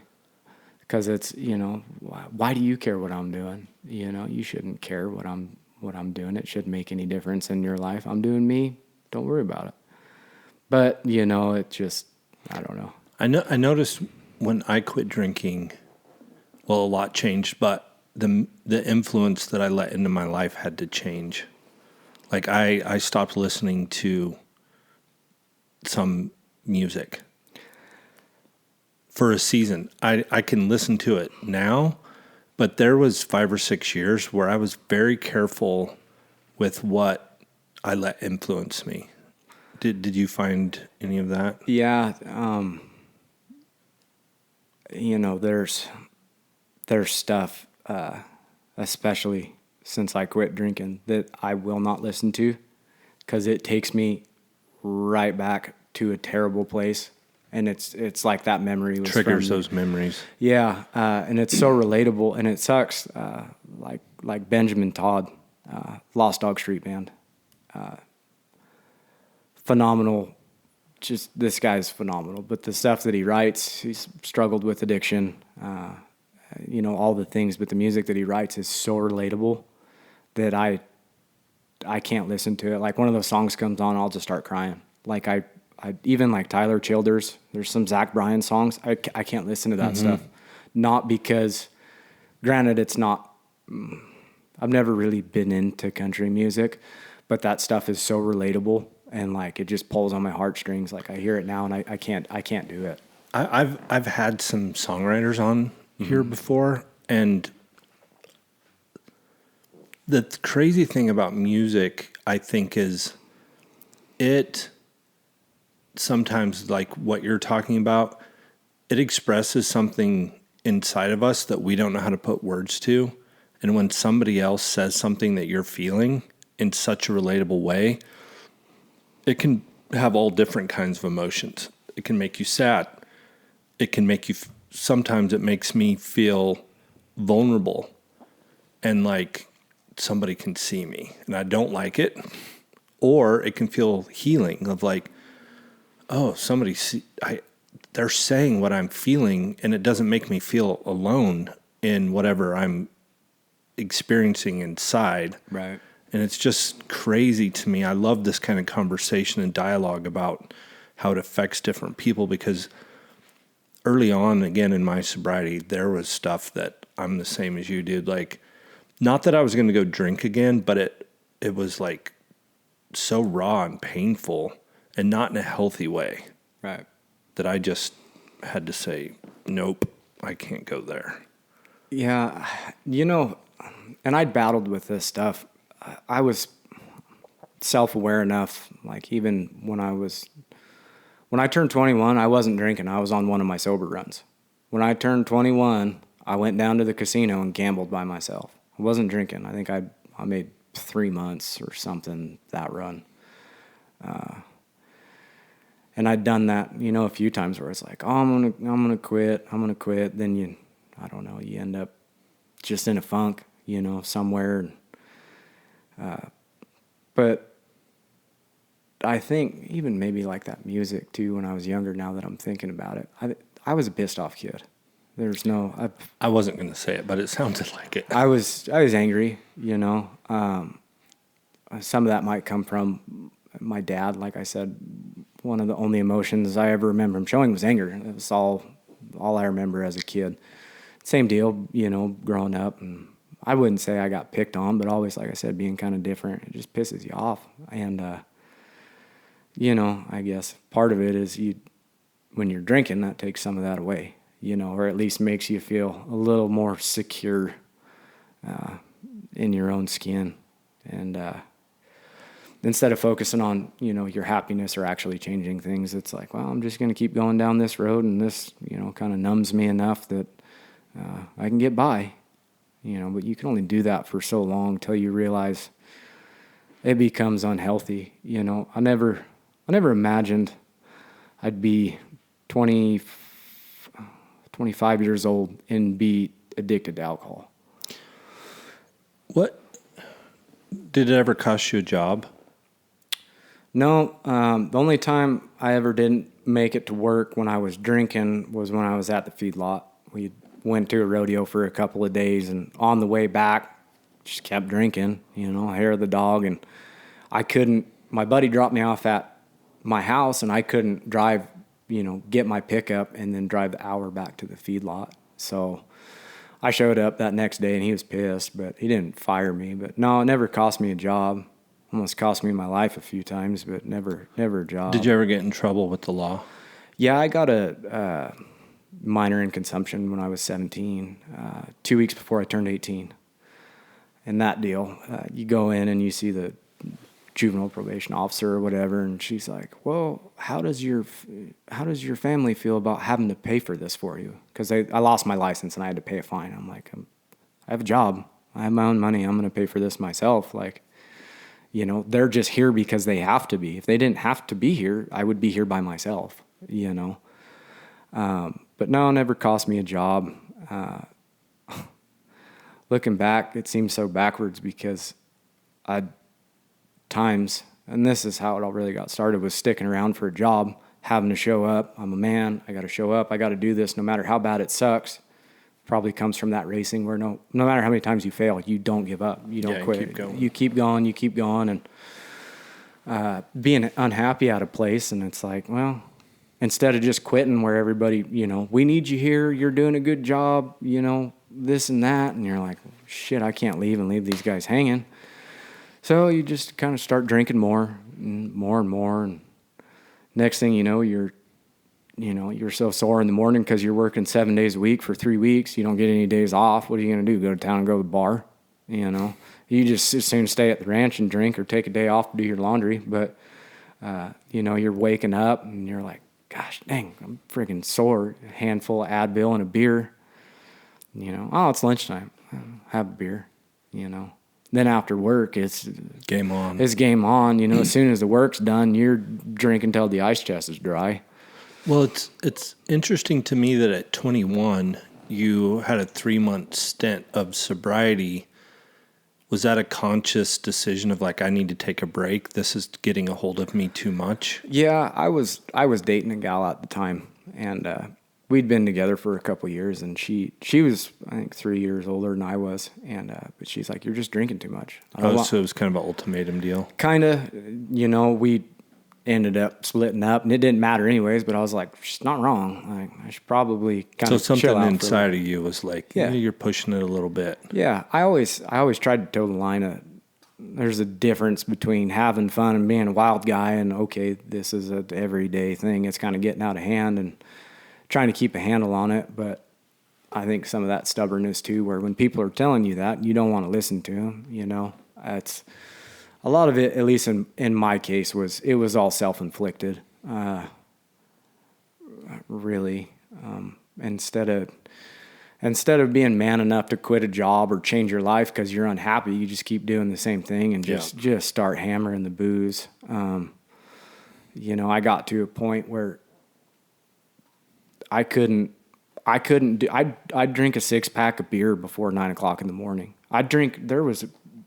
When it was shipping season, I'd drink 3 or 4 beers before 6:00 because I had the shake so bad from the night before. Yeah. Yeah. I couldn't see straight. That was. Was it always beer? Yeah. Yeah. I might have a highball at night. I always had to stay away from whiskey. Me and whiskey don't get along very good. I don't know if it's the little native blood that I have in me or what, but I don't do good on whiskey. So I'd have vodka, vodka tonic or something at night. But I never did real good with the hard stuff. Maybe if I went to a restaurant or a bar, I might have a highball, but it was always usually beer. But I'm not a very big guy, It don't take much for me to get tuned up, and that was always my problem too. I kind of had a reputation of getting all tuned up and passing out somewhere, not being able to walk, and my body's kind of funny because I'd be just cruising along, not trying to get smashed, but you kind of lose track of how fast you're drinking beers. The next thing you know, you're dragging your lips on the ground, and it's like, what am I doing? What kind of drunk were you? I don't know. I think it depends on who you ask. I didn't like to fight too much because I can't fight worth a shit, and I don't like getting my ass kicked. So it didn't stop me from getting in a few fights. But I don't know. I think it kind of depends on the company that you're around, really, in your mood, state of mind that you're in. I had times where it was always happy, fun, go lucky. I don't know. It's been a few years removed. If we had done this maybe a year after I drank, my opinion on things might be a little bit different. But I think I was kind of quiet. I don't know. I was always worried about being a belligerent ass. I'm always two in my head anyways. Yeah. I just know that for me, I needed to be, for a long time, the life of the party. So I was that guy that either really annoyed you or you wanted to hang out with or would get my ass kicked. But later it just became, I was just sad, because alcohol is a depressant chemically anyway. But the more I did it alone, I just didn't want to be around anybody. And my emotion was sadness, I think, there towards the end. So before I moved up to this part of the country, that's where I was too. I was kind of keeping some company where, I was at that Chance Ranch by myself, but there was a guy who'd come around. He liked to drink, and he liked Coke too. And he started bringing Coke around. And, the good stuff. Yeah. And so we kind of started running pretty hard, and but it was just that point too where, like, that first year I was in California, I was going to quit. I'd done like 6 months, how I would usually do it, where I did like 6 months, and I knew the guy managing the place. I was pretty close with him, and but I did like 6 months. I'm like, dude, I gotta go.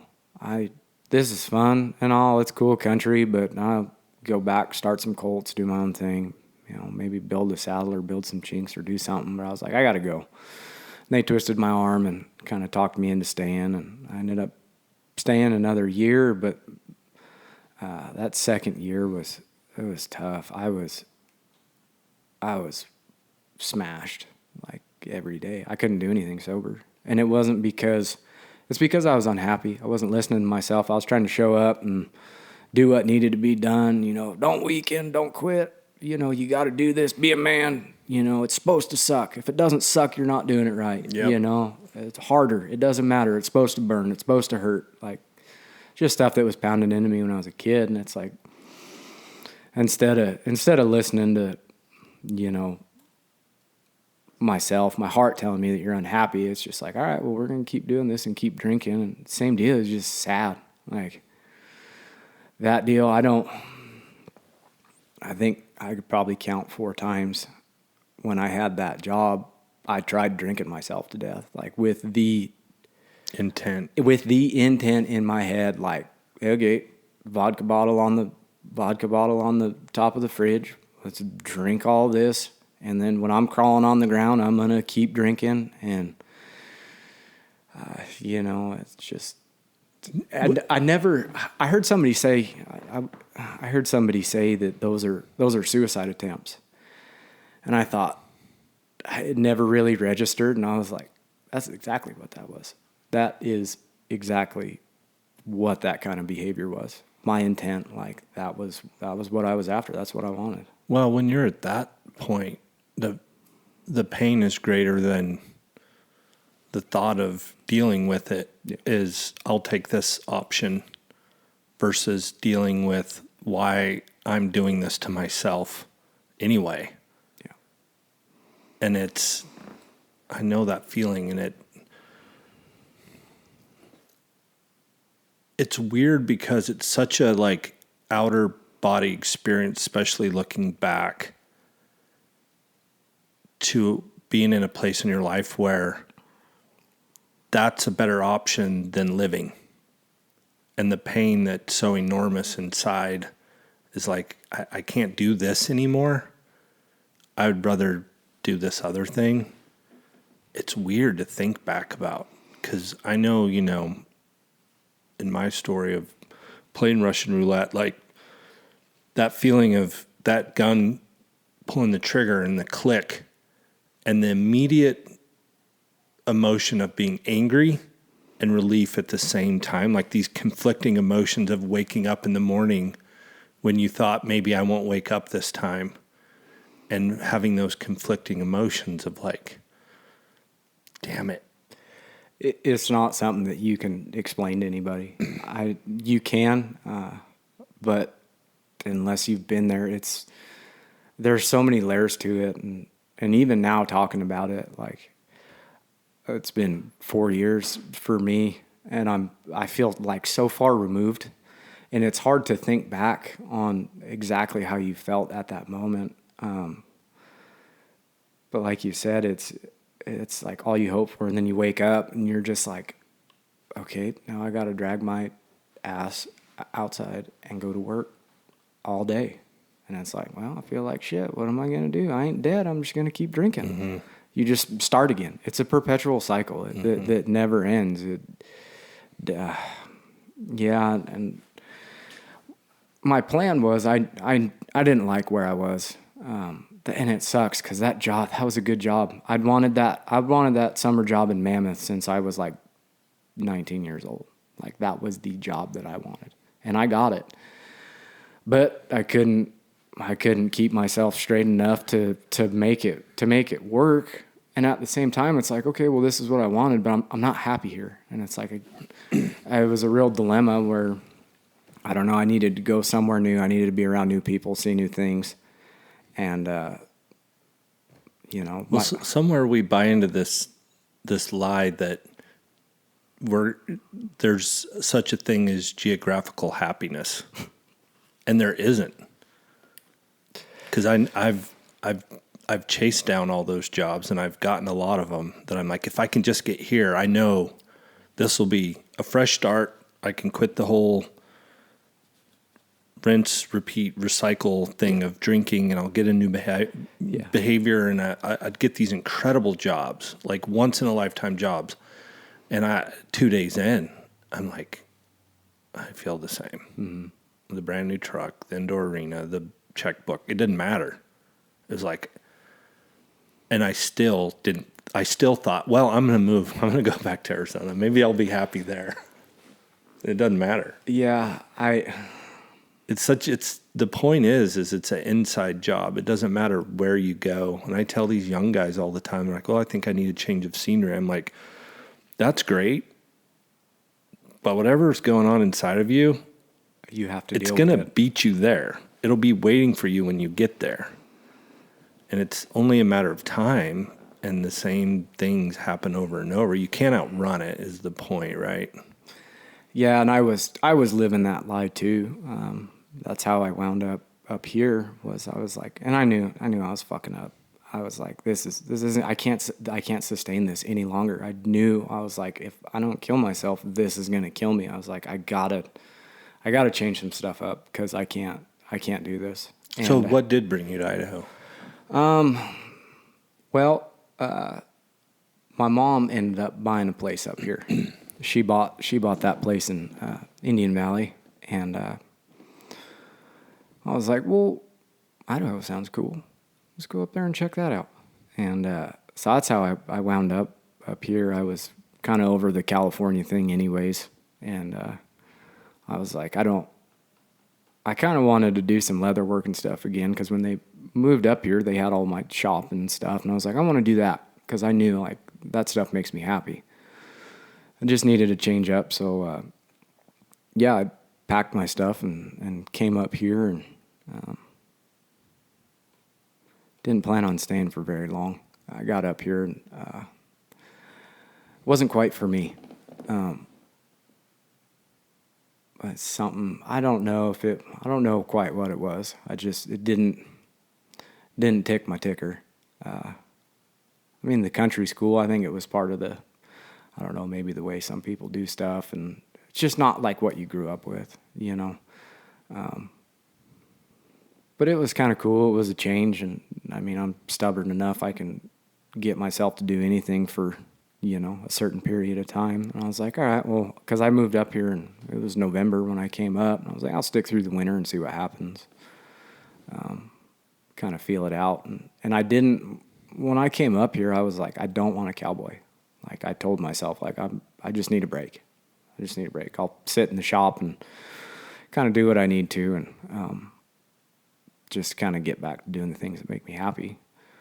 I came up here, and there was a neighbor guy who had a pretty good little bunch of cows, and somehow I wound up working there more than I wanted to. And, you know, I got cattle out on the desert, and he's like, well, I need somebody to gather them, and, you know, everybody else is back at the ranch feeding. And I was like, well, I guess. I mean, I still got horses shod, so I'll dig my woolies out. Haven't needed those the past couple of years in California, so I'll dig my woolies out, and yeah, kind of wound back up and doing the same thing that I told myself I wasn't going to do. It kind of, I don't know, it just kind of sucks you in, but. What got you to the place where you're like, I really need to get a handle on this drinking thing, or get done with it? Was it a set of circumstances, or just the slow burn of all of it? I started having some really bad health issues. The withdrawals were getting bad. Like I said, where in the morning where I couldn't do anything unless I had 3 or 4 beers in me. There was a couple of times I was going to help some guy ship, and I had to drive an hour, you know, and I had to be there at 5, so I'm waking up at 3, and if I didn't still have enough booze in my system from the night before, I had to chug a beer driving on the highway just to get going, just to where I could see. I couldn't even see straight. But anyways, at one point, I hadn't seen my folks for a bit, so I was going to go back to Gardnerville and see my folks, and this was after a pretty good drinking and coke run, and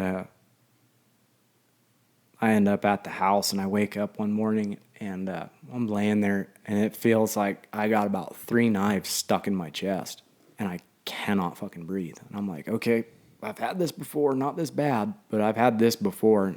And I'm laying there, and I'm like, okay, trying to get your breathing under control. You got the cold sweats, and I'm just like, fuck, this one's bad. This one doesn't feel normal. I deal with this almost every day. Like, this one's different. So I go to the fridge, grab a beer.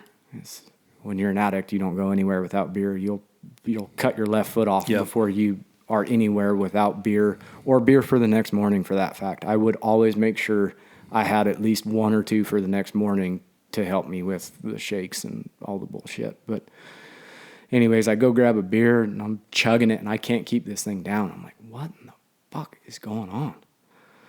And I'm trying to drink one, and I cannot keep it down, and I'm like shaking like bad. And I'm like, I'm having a heart attack.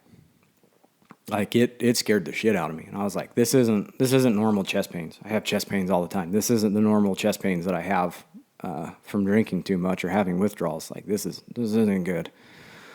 So I went and got my mom, and I was like, you need to take me to the hospital. And thank God I was back at home with my mom and dad. And but I was like, you need to take me to the hospital. She took me down there and go into the ER, and they hooked me up to fluids and stuff. And I'm like, what is going on? They're like, you're just having withdrawals. I'm like, I'm not having withdrawals. There's something else going on. I have withdrawals every day. You know, like, this isn't the norm. I know what withdrawals are. And I don't know if it was the excessive amount of blow that we were doing at the time or what it was. It could have been meth for all I know. But, you know, I know there was a time where I didn't sleep for about 2 days. So it could have been that. But I don't think it was withdrawals. But that's what they told me. They gave me some fluids and some medication. They're like, you need to quit drinking. And I was like, get fucked. Like, I'm not going to stop drinking. I can't. It'll kill me. It'll kill me, literally. They're like, well, these meds will help. And I'm like, I tried for a day. Not even a day, a half a day. I took them, and I was like chugging water, and I'm like, this is bad. This is really bad. I can't cold turkey it like this. I was like, I have to like wean myself down. And this was in the summertime. But anyways, I kind of got my shit back under control at least a little bit, where I wasn't off the rails hanging on by a thread. And went and finished out the summer. That's one of the main bosses. He had come over,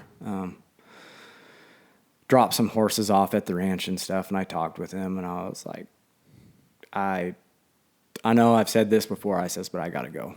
I says, I can't keep doing this. I says, I'll stay till the cattle are gone and they're all back over the hill. I says, but I can't keep doing this. I gotta go somewhere new. I gotta make some life changes, because this isn't working for me.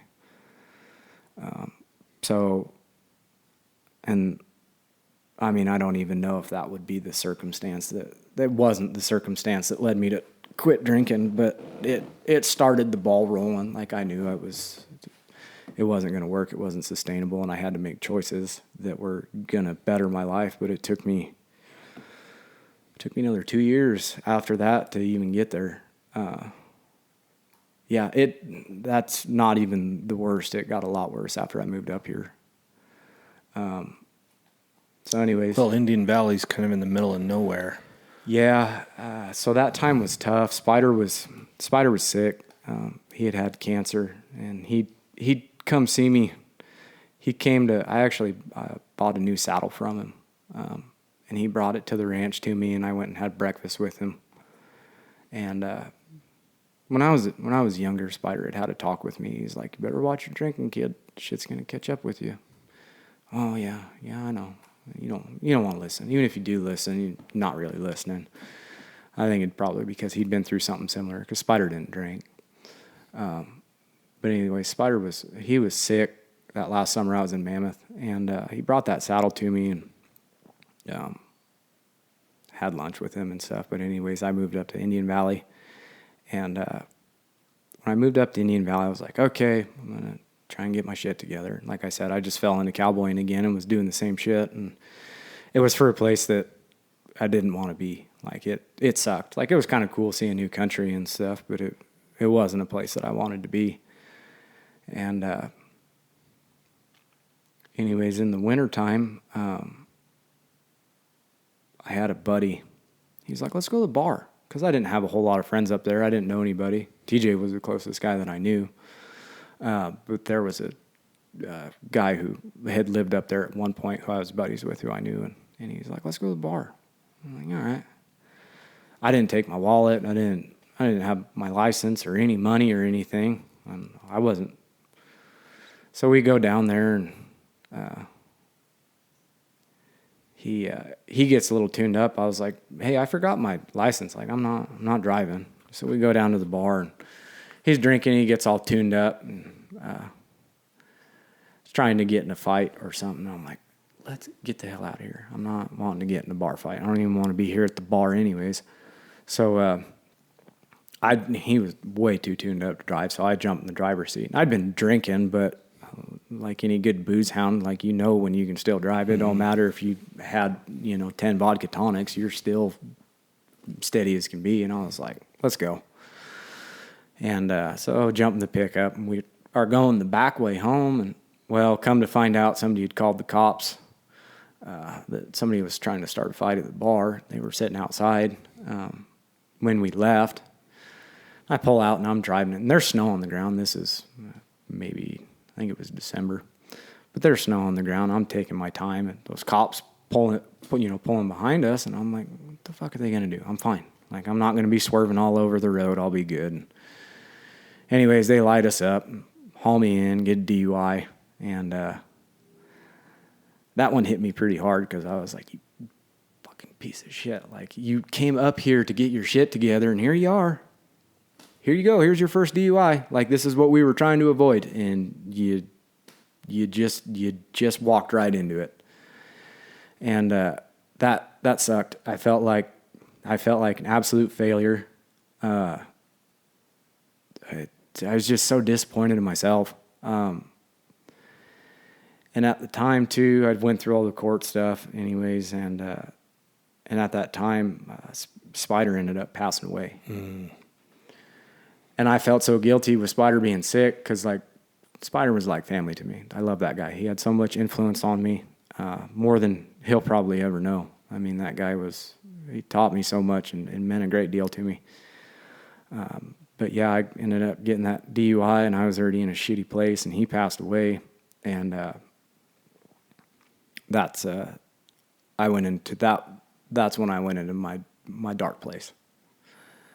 And I do mean a dark place. That was a lot of self-hatred and guilt and shame and just everything. You hate, you just hate yourself. You're like, let everybody down. Yeah, the judgment. And it's like, and it was tough, because, there's so many people, oh, got your first DUI, good for you. You should get a badge, or, get a ribbon or something. It's like, that wasn't me. Didn't expect that shit from myself. And I tried to keep it in check, but it always got away from me, But yeah, Spider had passed away. I wasn't, and then I was stuck. They put you on probation, and it's like, well, fuck, I'm already in trouble. Like, I don't want to leave the country, and for whatever reason, if they come looking for me, and I'm not here, and they got to tell them that I went back to Nevada or whatever, because that was my plan. I was going to come up here, and I was like, I don't particularly like it. I'll stick out the winter, and I'll leave in the spring. Well, dead of winter, I get a DUI, and it's like, oh, I can't go nowhere. And that is a hell. It's just like school, where it's like, I can't go anywhere. Like, I'm stuck and feeling stuck. You do anything. You'd claw your way out. You'd scratch your own eyes out to get out of it. Like, you're stuck and you can't go anywhere. And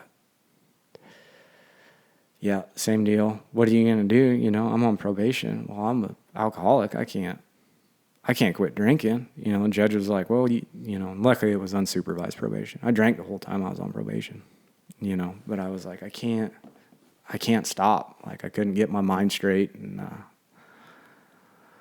after losing Spider, it was just like, that just snowballed. Like, that got the ball rolling, and it wasn't good. I was so depressed that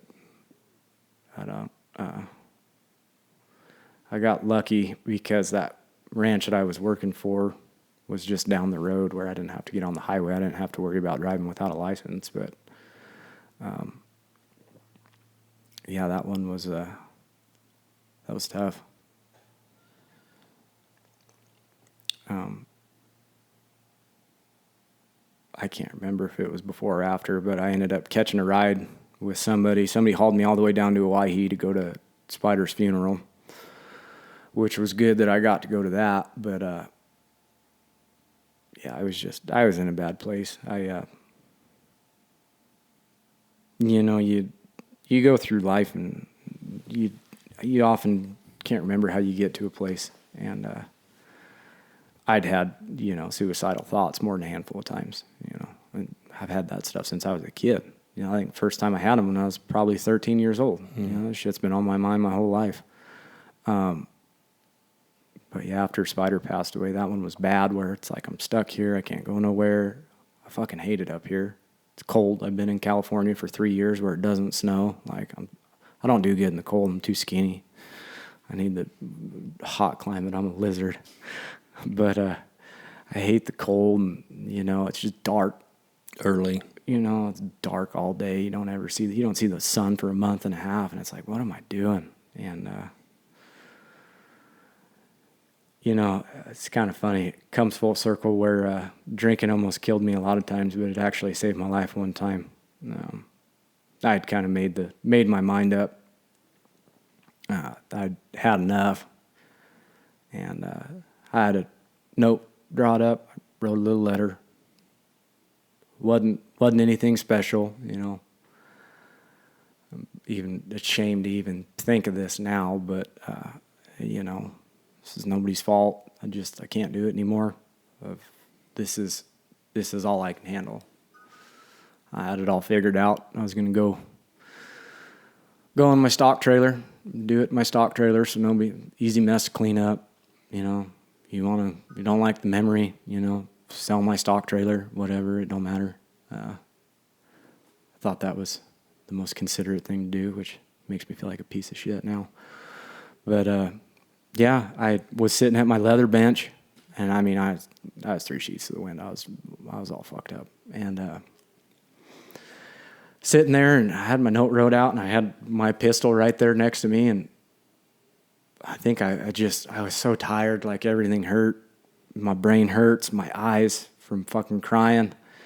I think I just put my head down. I think I just put my head down on the desk, and I fucking didn't wake up till the sun come up. And I was like, holy fuck. Because I was set, like it's hard to even talk about. I think the only person I've ever talked about this with is Holly.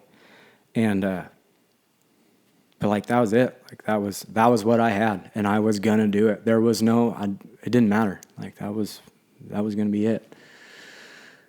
And, yeah, I just put my head down and I just passed out, and I woke up and I was like, okay, am I dead? Did I do it?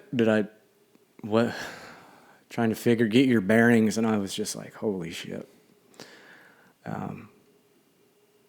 That scared me. That one, for whatever reason, when I woke up, it was different that time. I don't know why.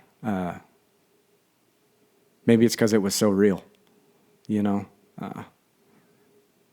was almost like it happened. It was almost like it happened and you get a second chance, where it's like, okay, this is gonna suck, but I don't even remember after that a whole lot. I think things maybe. I think at one point TJ. I think right after that TJ, he got a hold of me and he's like, "How you doing?" And I think I was honest for like one time in my life where I was like, "I'm not okay. I'm not." And he's like, "Okay." He says, "I'll come get you." And he did. He came up there and got me. We could have went. I'm pretty sure we just went to the bar, but he came and got me, and it was like, it was kind of what I needed, just to get away. I don't just take my mind off things. But he came and got me, and I don't know, and I don't even know if it got better after that. I think I just kind of really started working towards it, at least like mentally, like putting yourself.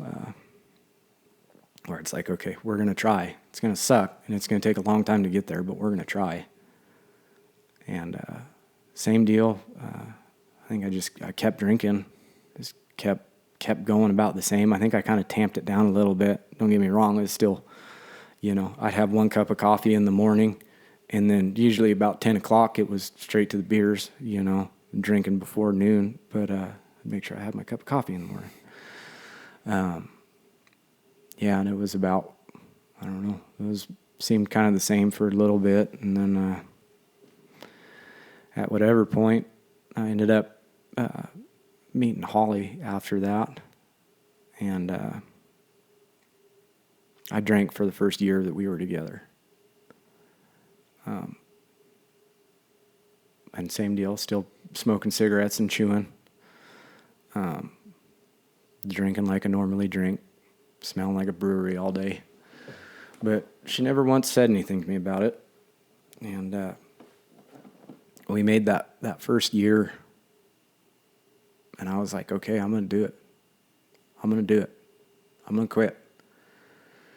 Did you say that to her or just your inner dialogue? No, I mean, I had that discussion with myself, but I was like, you know, you make that year, and I was like, okay, this is legit. Like, she's never once told me to quit drinking, quit chewing, quit smoking. You know, you hear that shit your whole life where it's like, you're doing this too much. You need to quit. I'm the person, you tell me not to do something, I'm going to turn around and do it. And I'm going to give you the finger when I do it because I don't like people telling me what to do. But she never once said anything about it. And gosh, I think that first year we were together, I had a good breakdown with her. I think it was after the company Christmas party. I got a little drunk and I was like, kind of told her about I was going to kill myself, and I kind of told her about the whole thing that had happened, and I fucking bawled my eyes out. And she didn't say much. She just listened. And it was kind of what I needed. But she never said anything about drinking or chewing, and I was like, okay, I'm going to do it. And I talked with her about it, and I says, I want to quit drinking. And I was like, I love you. It's going to suck, but I know I can do this with you by my side. She's like, okay, we can do it. She's like, I know you can do it. She's like, and if you want to keep drinking, it's fine. I might have got a better handle on it. I don't know. She didn't ever call me a dickhead when I was drunk, at least not that I remember. But I was like, I'm gonna do it. And at the time, I was having more. I was kind of having some health flare-ups again, where the indigestion super bad, and I think my stomach lining was just gone. And I was like, we went to rodeo for the 4th of July, and I couldn't hardly drink. I remember drinking like a twisted tea or something, and like my stomach burned. And I was like, this sucks. Like, I didn't drink a whole lot. And I was like, okay, like, this is one of those, like, it's the time. Like, you've already slowed down. You got shit going on. Like, this is it. We're going to do it. And I did. I remember that was the first time in probably like 6 years that going home, I didn't buy a case of beer. I went home. Actually, you know what? Might have had beer in the fridge. I'm like, I'm going to do it with it there. If I need it, it's there. But it was only a couple, and I was like, I'm gonna give it an honest shot. And I did. I woke up, and it sucked. I think I drank 1.5 gallons iced tea that day, because you can't. It's that habit. Your body's telling you to drink something, you know, drink whatever, you know, give me alcohol. And you just keep feeding it fluids, and then it flushes your system out. And yeah, I haven't touched it since. I quit chewing, I quit smoking. I think I cold turkeyed at least the cigarettes. I cold turkeyed the cigarettes and the beer at the same time, and then I think 6 months later I quit chewing. But yeah, she stuck with me through it. She was, I think those first 4 months, she was not happy. I wasn't happy, but I think I was just an irritable dick. But well, yeah, because when you quit anesthetizing the pain, and you have to deal with all the reasons why you did it in the first place, that's a lot to feel the things. Because when you're in addiction that deep, you feel some things. Obviously, you feel sorrow, you feel sad. Again, alcohol's a depressant, and whatever you're feeling, it it magnifies it, right? And the deeper you go into it, the worse it gets. And then when it's not there as a security blanket anymore, anesthetizing the pain, it's like, it's so much, not even counting what your body's going through, but just your soul, you know? It's like... Yeah, it's deep. You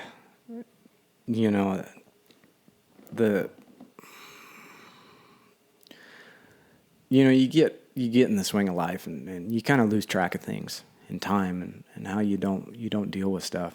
And eventually it catches up with you.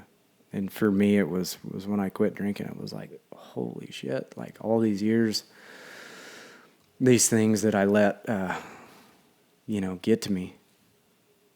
And then you just tamp it down. You just bury it. You bury it. And anybody and everybody out there listening, especially them young guys, I will say, deal with it now.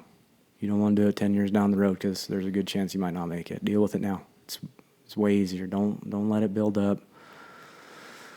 And for me, my body was so addicted to the alcohol. It took me a solid year to heal, to get to where I could even function properly. It took me a year. I had to learn, even riding a horse. I'd spent almost every day horseback for I don't know how many years, before I moved up here. And even doing that was different. Like I had to learn I didn't go to any brandings for the first year, and then that second year, it took me a long time to learn how to rope again. I mean, I've never been a super strong roper. I'm still not, but I mean, I had a hard go. Like it was tough. Everything, pulling on your boots in the morning, you got to learn how to do again. And I'd been drinking so much from such a young age that, if I'm being honest, I didn't even know who I was. I didn't, because it was all that person, because I drank every day for 6 years. When I really went back and thought about it, I don't think there was one day that I didn't drink for almost 6 years. And it's like having to learn who you are again. There's so much that I learned about myself after I quit, and it's like I'm not who I thought I was. I'm not. All the stuff that you beat yourself up for, a lot of that comes from when you were drinking and not necessarily in your right mind. And I'm one of those people who dwells on things. You do something, you get drunk, you do something stupid, and I beat myself up for it for a month, and it never goes away. And about time you kind of get over it, you do something stupid again. And it's just, I've never had a very high opinion of myself. I don't know. That's got to come from somewhere. I don't know if it was things in my childhood, maybe the way I was raised, people I was around, your peer group. It could be any number of things. I think that's probably where, wanting to be alone more than anything kind of comes from. But I don't know. You gotta figure out who you are. And you might surprise yourself. I think the biggest thing I've learned in this journey is life can be beautiful, more beautiful than I ever imagined. Things that I've done since I quit drinking, like things that I'm capable of. It's hard enough. You don't have to make it any harder on yourself. But it can be, I don't know if I was necessarily pessimistic, but life's far better than I had it cracked up to be in my head. Learning how to deal with things. Don't bury it. Don't put on a front. Don't be too concerned with what people think. If you're a good person deep down, then be that person. If people don't like it, piss on them. It don't matter. You got to do what makes you happy. I think that's the biggest thing I've learned from this, is not putting myself in situations that bother me, whether it's work, whether it's people. There's always things that you don't want to do that you have to do, but I don't do things anymore that make me unhappy, because look where it got me. Nowhere good. Even if it's something you love, there's things that'll make you unhappy, and they build up. They build up, and that tower's going to come down at some point, and it's probably not good. But, yeah, it's I'm just so happy. It's life is good. It's a beautiful thing. I'm so happy where I'm at right now. And if you would have told me 5 years ago, I'd have been like, you're out of your mind. That ain't gonna be my life. I'm not gonna go those places or do those things or be in the positions that I've been in. I'm still learning who I am. I'll be learning who I am for the rest of my life. But That's it.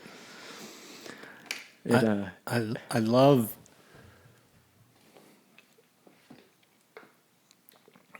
that in the journey of finding yourself in sobriety and finding joy again is so important, because the lie that I think we tell ourselves when we're in that place of mind is that if I quit drinking, and then we have this list, I won't be fun. I'll never meet or talk to a girl because I won't have the courage to find anybody. I'll never be able to enjoy this again, or go to a Brandon and have a beer afterwards, or go to a rope, or go to a ranch rodeo, or any of those circumstances, and that we remember back when it was innocent and fun. We think that that's the way it is, and it's not even that way anymore anyway. And so I just remember these checklists of the reasons why I'd tell myself I couldn't ever stop drinking, right? And even I also loved, I've never even really thought of it until you said it, like I had to learn to, like when I quit drinking, I didn't go to a roping for like 5 years. And to this day, like I used to not get nervous because I was tuned up before I roped, during, after, all night, right? And now it's like learning how to do things all over again and showing up in such a different way that it's like I'm going to the pro-am next week, and I've been freaking nervous about it for a week. And I've been doing this my whole life, and it's like leaning into and embracing the beautiful and messy parts of this life, and how you get to show up to them now and not be numb to everything. And it actually experience life in the way we were created to experience it, which is not trying to hide from the pain of it or but the problem with drinking is it knocks all the lows off, but you lose the mountains too. You know what I mean? Like you don't get to experience the beauty of falling in love and meeting your soul mate that you're going to spend your life with. Like you numb the valleys, but you cut the tops off the mountains too, right? One thing that has been really surprising to me too is, and you're 100% right, but that I've found is there's things that I used to do that I told myself made me happy that really didn't make me happy. And then I've discovered new things that make me happy where it's like, I never realized how much joy I got from something that could be so simple. And you tell yourself, I mean, it don't take much of an excuse for a guy to keep telling himself why he needs to keep drinking, like all the reasons you mentioned. And I found my perception of the world and the way I thought things were and how they should be and stuff, it really wasn't that way. My mind was just cloudy, and it took me... there's no clarity. Yeah, it took me a few years to see that, where it's like, wow, I thought, this was kind of like that. It's really not, and I was the same way too, go rope in town, and it's like, well, I need at least a 6-pack in me before At least. we're going to rope, because I don't want to be all nervous, because if I get nervous, I miss. But I think I've anymore kind of embrace being nervous. Like, it's like, okay. It's a natural feeling that you should experience in the human condition, right? Yeah, you're feeling something, and that's use it as motivation, all those things, and shit. I was probably an emotional kid, and I think, that's probably where a lot of that, starting to drink is like, okay, I have all these emotions and I can't handle it. You have a couple beers, well, that just kind of goes away. it doesn't go away. You just don't, it's not on the surface. You're just pushing it down further and further. Yeah, when we don't know what to do with our emotions, they're energy that needs to be released somewhere, right? It's coming out like, and all the research now, it's like this theory of that our body keeps the score, right? And when your soul's hurting and you've been pushing down emotions your whole life for whatever the reason, like it catches up with you. And then you add alcohol on top of it. And it's like guys like you and I that hit it that hard for so long, like I just feel super blessed to be alive and not have like some serious kidney and liver problems, and it's amazing that our bodies can heal themselves. But when you're carrying around all of that emotional, not knowing what to do with, and then you just put alcohol on top of it, like the outcome isn't ever good. And that's why this journey is so important. We tell guys all the time, like, go figure out why you drank in the first place, because that's where the healing is. And it's scary. And I love that part in your story where, and I was drunk the first 2 times I told anybody my story also. But there's this shame inside of us that if somebody ever really knew what was going on inside of me, I would be incapable of being loved or liked, let alone loved, right? And the fact that at some point you trusted Holly enough to say, this is how close to the edge I am. And I love that she didn't try to fix you, but she just listened. Like, that's so important. That's what wild courage is, right? Is like having the courage to tell somebody that you trust your story. And what it does is it starts, like, shame and vulnerability can't coexist. And so the fact that you had all this shame about something that you were prepared to do and you shared it with someone, I that's such a big part of your story, I think, in you being okay and going on the healing journey and quitting drinking, is you found someone that you could share your story with that didn't reject you and didn't run from you and didn't say, you're messed up, you need to go get checked into a mental hospital. But she sat in that with you in that moment and just listened and said, you're not alone. Yeah. That's powerful, man. It is. It was, in the way that I look at it now, I've always had my beliefs. I'm not going to go around thumping people on the head with the Bible, but I believe what I believe, and, if people want to talk about it, I'll talk about it. I'm not going to bring it up. Like I said, I'm a private person, and it's no different than the drinking. I'm not telling anybody they need to quit, and it's kind of like, I don't even like using the word I'm an addict, because I feel like it still gives it power over my life, and I do not like that. I do not count the days that I've been sober, because I know when it was, but I don't like giving it that power still. While I don't need it, I remove myself from it, but that power over my life still. And, it's no knock against, AA or meetings. It works for people, and I'm different, and, I'm not special because I'm different, but that's just my approach and what works for me. And if I've had a few guys too approach me and they're like, well, how'd you do it? I says, well, I suffered through it. It sucks. It's not easy. But I'll tell you right now, dragging your ass out of bed every morning, still drunk or hungover every day for however many years, is way harder than quitting. Quitting's easier than that. It's not easy, but, and with Holly, I was the right place, right time. It's funny, her and I have talked about if we'd met each other probably a few years earlier, we'd have hated each other. I have no questions about that. We wouldn't have got along. But the way I kind of view it now is like, when I got that DUI, I got stuck up here, and What you thought was the worst thing ever.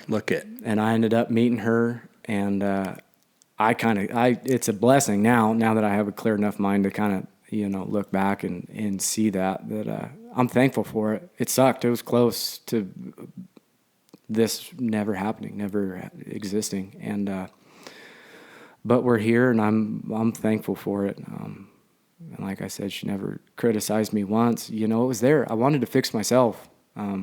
Well, you have to, because you can't do it for somebody else. No, because it'll never stick that way. You have to do it for yourself, and the support was there.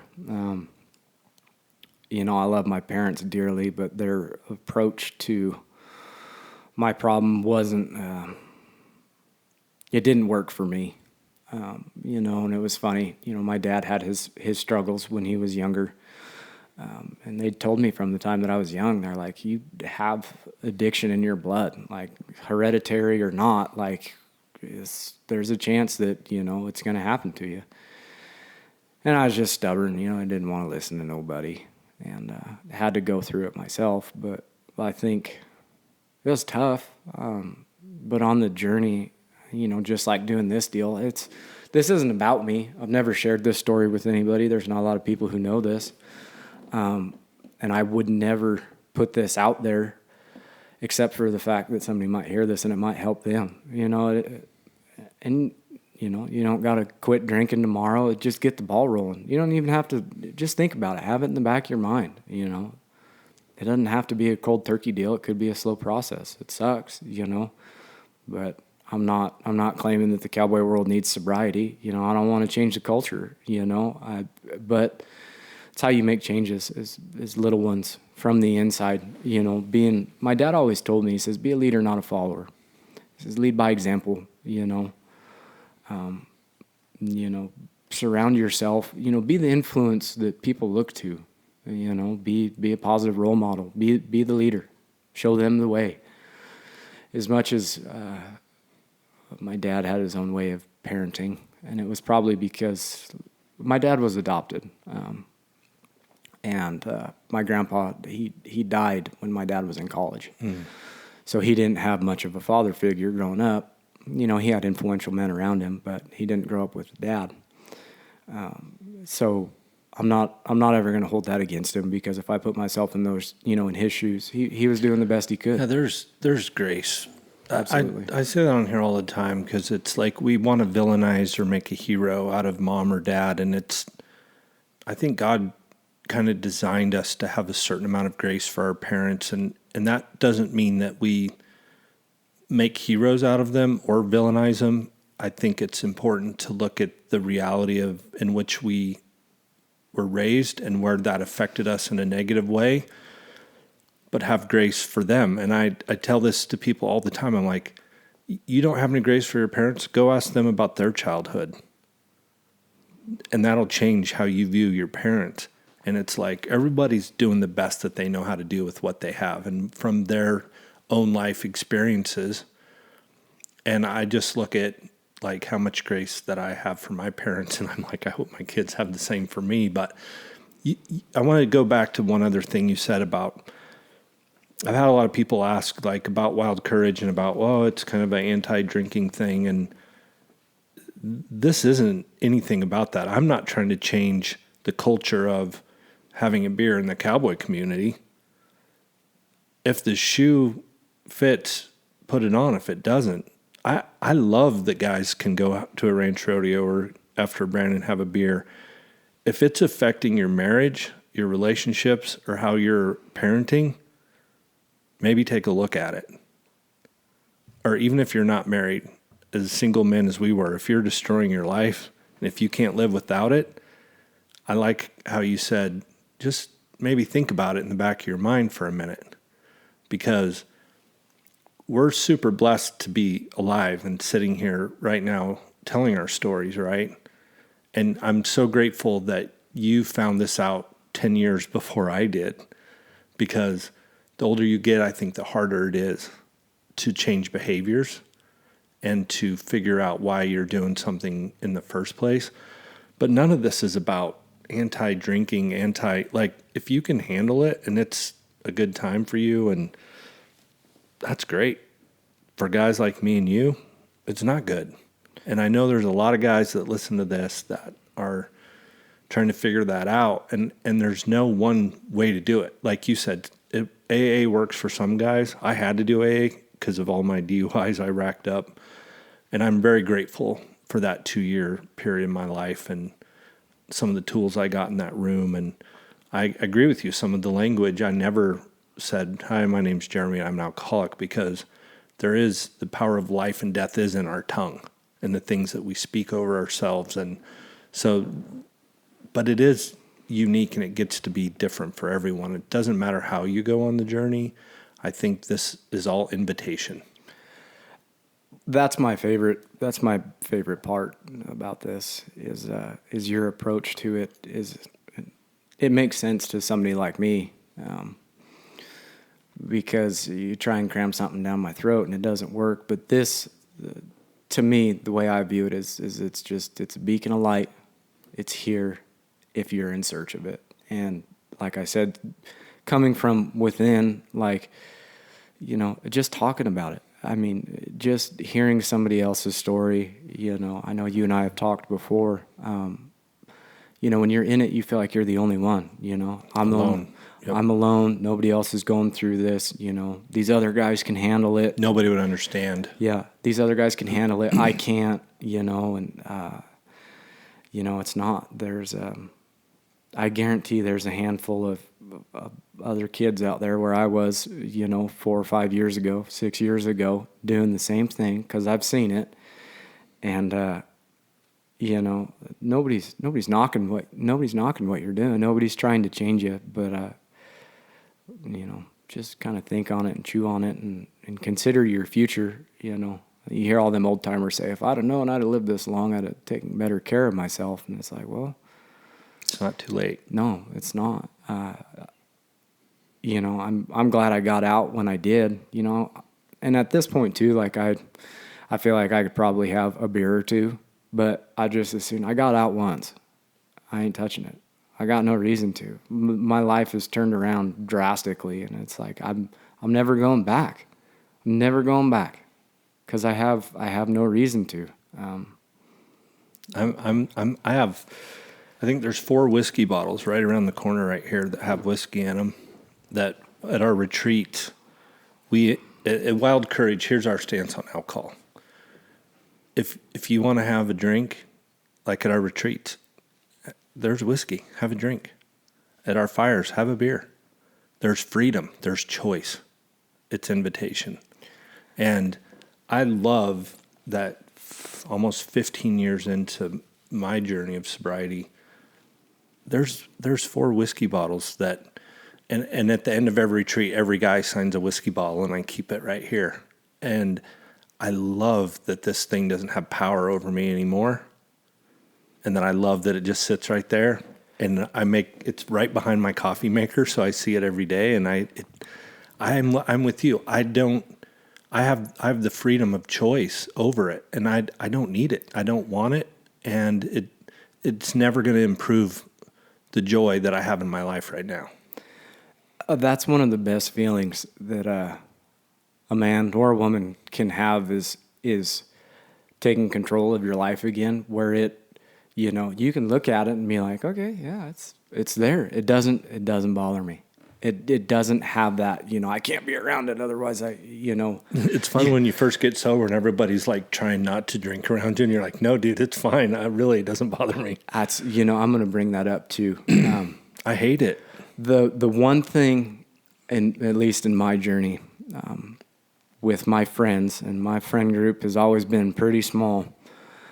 Out of all my buddies, I had one buddy give me a hard time about quitting drinking. Every other one was like, man, that's awesome. Like, good for you. Like, nothing but support. You'd be surprised. It was the most beautiful thing, where it was like, even in my state, still smart enough to keep decent enough company, where it's like, all right, these are my boys, and they support me. And it was kind of cool to see some of them follow too. Not to say that I did it first. It's not about that, but having somebody be like, I'm going to do it too. And it's like, come on, buddy. There's room for everybody. This is what I love about it. And I love, your dad's right. Be a leader. Go first. And I've experienced some of that obviously too, but I love to see that I know some of your friend group, and I've watched them follow your footsteps. And that's kind of the wild courage part about all of this is, do you have the courage to step out and be a leader? And not just in addiction, but in whatever, aim higher, and watch what happens. And you might have to go alone. I lost some friends, but I was hanging around a lot of people that they only liked me because I was the party guy. And I was a generous drunk, so I had a lot of friends because I didn't care about money, But to your point, I think that's one of the other boxes that I would talk myself out of trying to get sober is I was like, well, I'll lose all my friends. And if you have good friends, they're going to be supportive like you're talking about. And you never know what your leadership might allude to your friend group. And I think it's great. And it's such a powerful message that you have in your story. And I'm just so grateful that you did this because I know you're a private person. And when we talked about this a year and a half ago, I felt like when the time's right, we would do this. And I'm super grateful for you doing it. But before we kind of jump off here, now that you've said your story, I love the redemptive part of in the last years that you've been sober. What's some of the fruit of different choices and the clarity and the vision that you get to experience life with now? Besides winning awards for your braiding, the things that really matter. Learning to be comfortable in your own skin. It's kind of funny when you deal with those things that you've been dealing with as a kid. You almost shed a lot of your insecurities. Forgiveness. You think back on all the times that people forgave me for being a piece of shit, and I don't know, having clear eyes and discovering your true potential and what you're capable of. Until everybody out there right now, you will surprise yourself. Without a doubt, you will surprise yourself. You will figure out how tough you are, the things that you're capable of.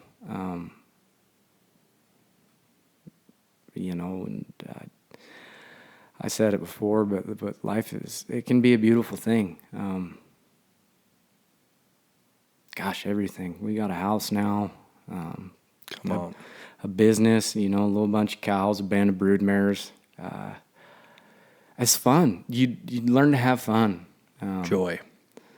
Yeah, and I don't know, helping people too. I've always, for me, I think that's why Spider had a big impact on me too. I was a terrible student.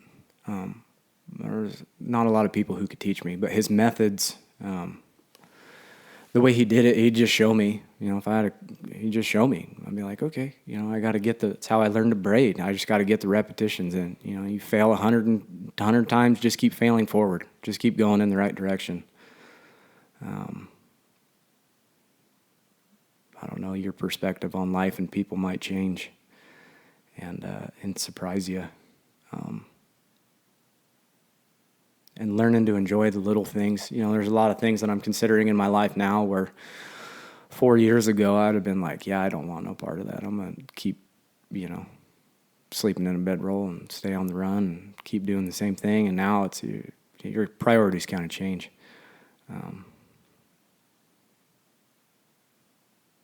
Surprise yourself.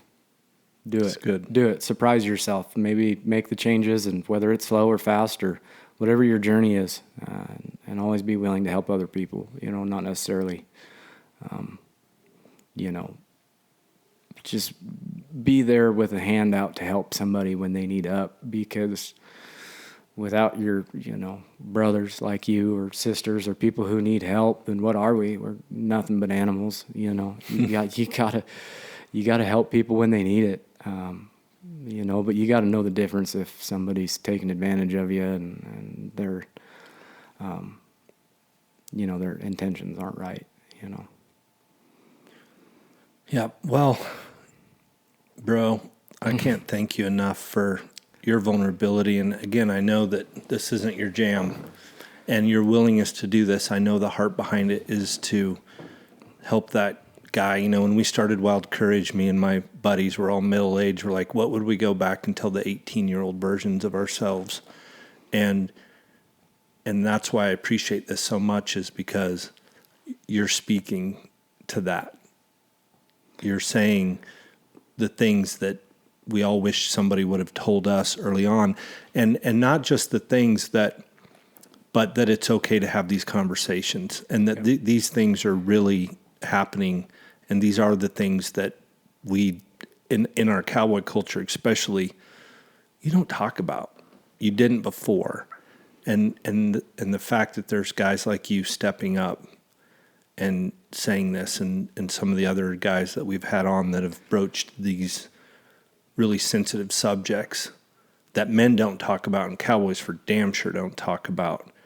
I think that this is what we can do when we get those clear eyes and we can see past our own circumstances, and you get a few years of clarity behind you. It's like, I'm feeling good enough now. I have something to actually offer society and humanity that's bigger than myself. And that's why we're doing this. And that's why I know you said yes, and your heart for this and for this message. And I couldn't thank you enough for being vulnerable and sharing your story with us. I know it's going to reach a lot of guys and gals that need to hear it. So, yeah, no, absolutely. I had said at one point, if it helps one person, or if just sets in the back of their mind and they chew on it at some point, and I think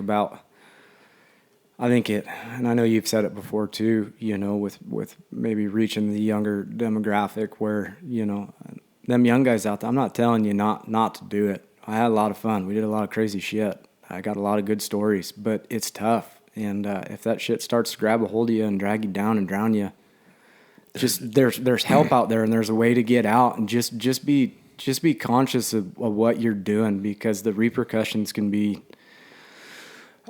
severe. I mean, they'll stick with you the rest of your life. I mean, I think about stuff that I'd done, and it still haunts me. I still have nightmares about drinking. I have continuously, like at least once a week, I have dreams about I start drinking again, and I wrecked my pickup in my trailer with a horse in it. I still have nightmares about drinking. And it tears me up, because there's always so much, and it's the strangest thing, because there's always so much disappointment in myself, where it's like, you had a handle on this, and then you sunk back in. It's a strange thing. But yeah, I think to say that I'm terrified of starting to drink again is, I think it still sets in the back of my mind, or maybe it's my brain still trying to convince me, like, hey, go pick up a drink. I don't know what it is, but yeah, for them young guys, just be aware of what you're doing. Like my dad told me when I was a kid, he says, you got a genetic deal where there's a good chance you're going to end up getting addicted to something. Yeah, predisposed. Yeah, be aware. Just be aware, and be smart. Don't one stupid mistake screw up the rest of your life. I don't know how many second chances I've got, but it's way too many to count, and I'm thankful for every one of them, because if I'm being 100% honest, I should probably be in prison for some of the shit that we did. But oh, dude, you never get caught. I guess that's part of the allure to that life, is there ain't nobody out there to catch you.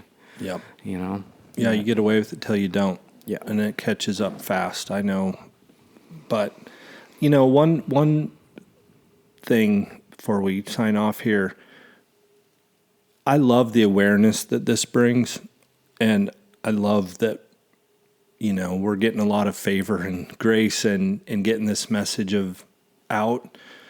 I also want to remind people that we want to be part of the solution. There's a lot of great companies or organizations, .orgs and nonprofits that their goal is to raise awareness, and that's part of what we're doing with Wild Courage. But we also want to be a part of the solution. So if this resonates with anybody and you want to talk to somebody, we have a great resources page on our website, which is the www.thewildcourage.org, and go to our resource page. And we have some great counselors and some great facilities that you guys can check into. Because part of the problem with this is like, okay, I think I do have a problem, but then what? The shame that comes with looking into all this stuff, and we've vetted all these folks that are on our resource page. And again, our heart here is really to be part of the solution, not just raising awareness. So if this lands on you and Dakota's story, and you're thinking about it, and you want to try to see what it looks like to get some help, go check that out. But again, bro, thank you so much for sharing your story, and I can't tell you how much I appreciate you and your friendship and saying yes to this. Yeah, no, of course. I hope it helps some people, and I absolutely love what you're doing. I love you as a human being. I'm glad we've become friends over the past couple of years, and just keep putting good out in the world. We need more of it. Care for each other, and don't be afraid to take the leap. Life can be beautiful, and it really is. And surprise yourself. You're capable of a lot more than you give yourself credit for, and everybody is. Live to your potential. Be better. That's good. Thanks, guys. Adios for now. Adios.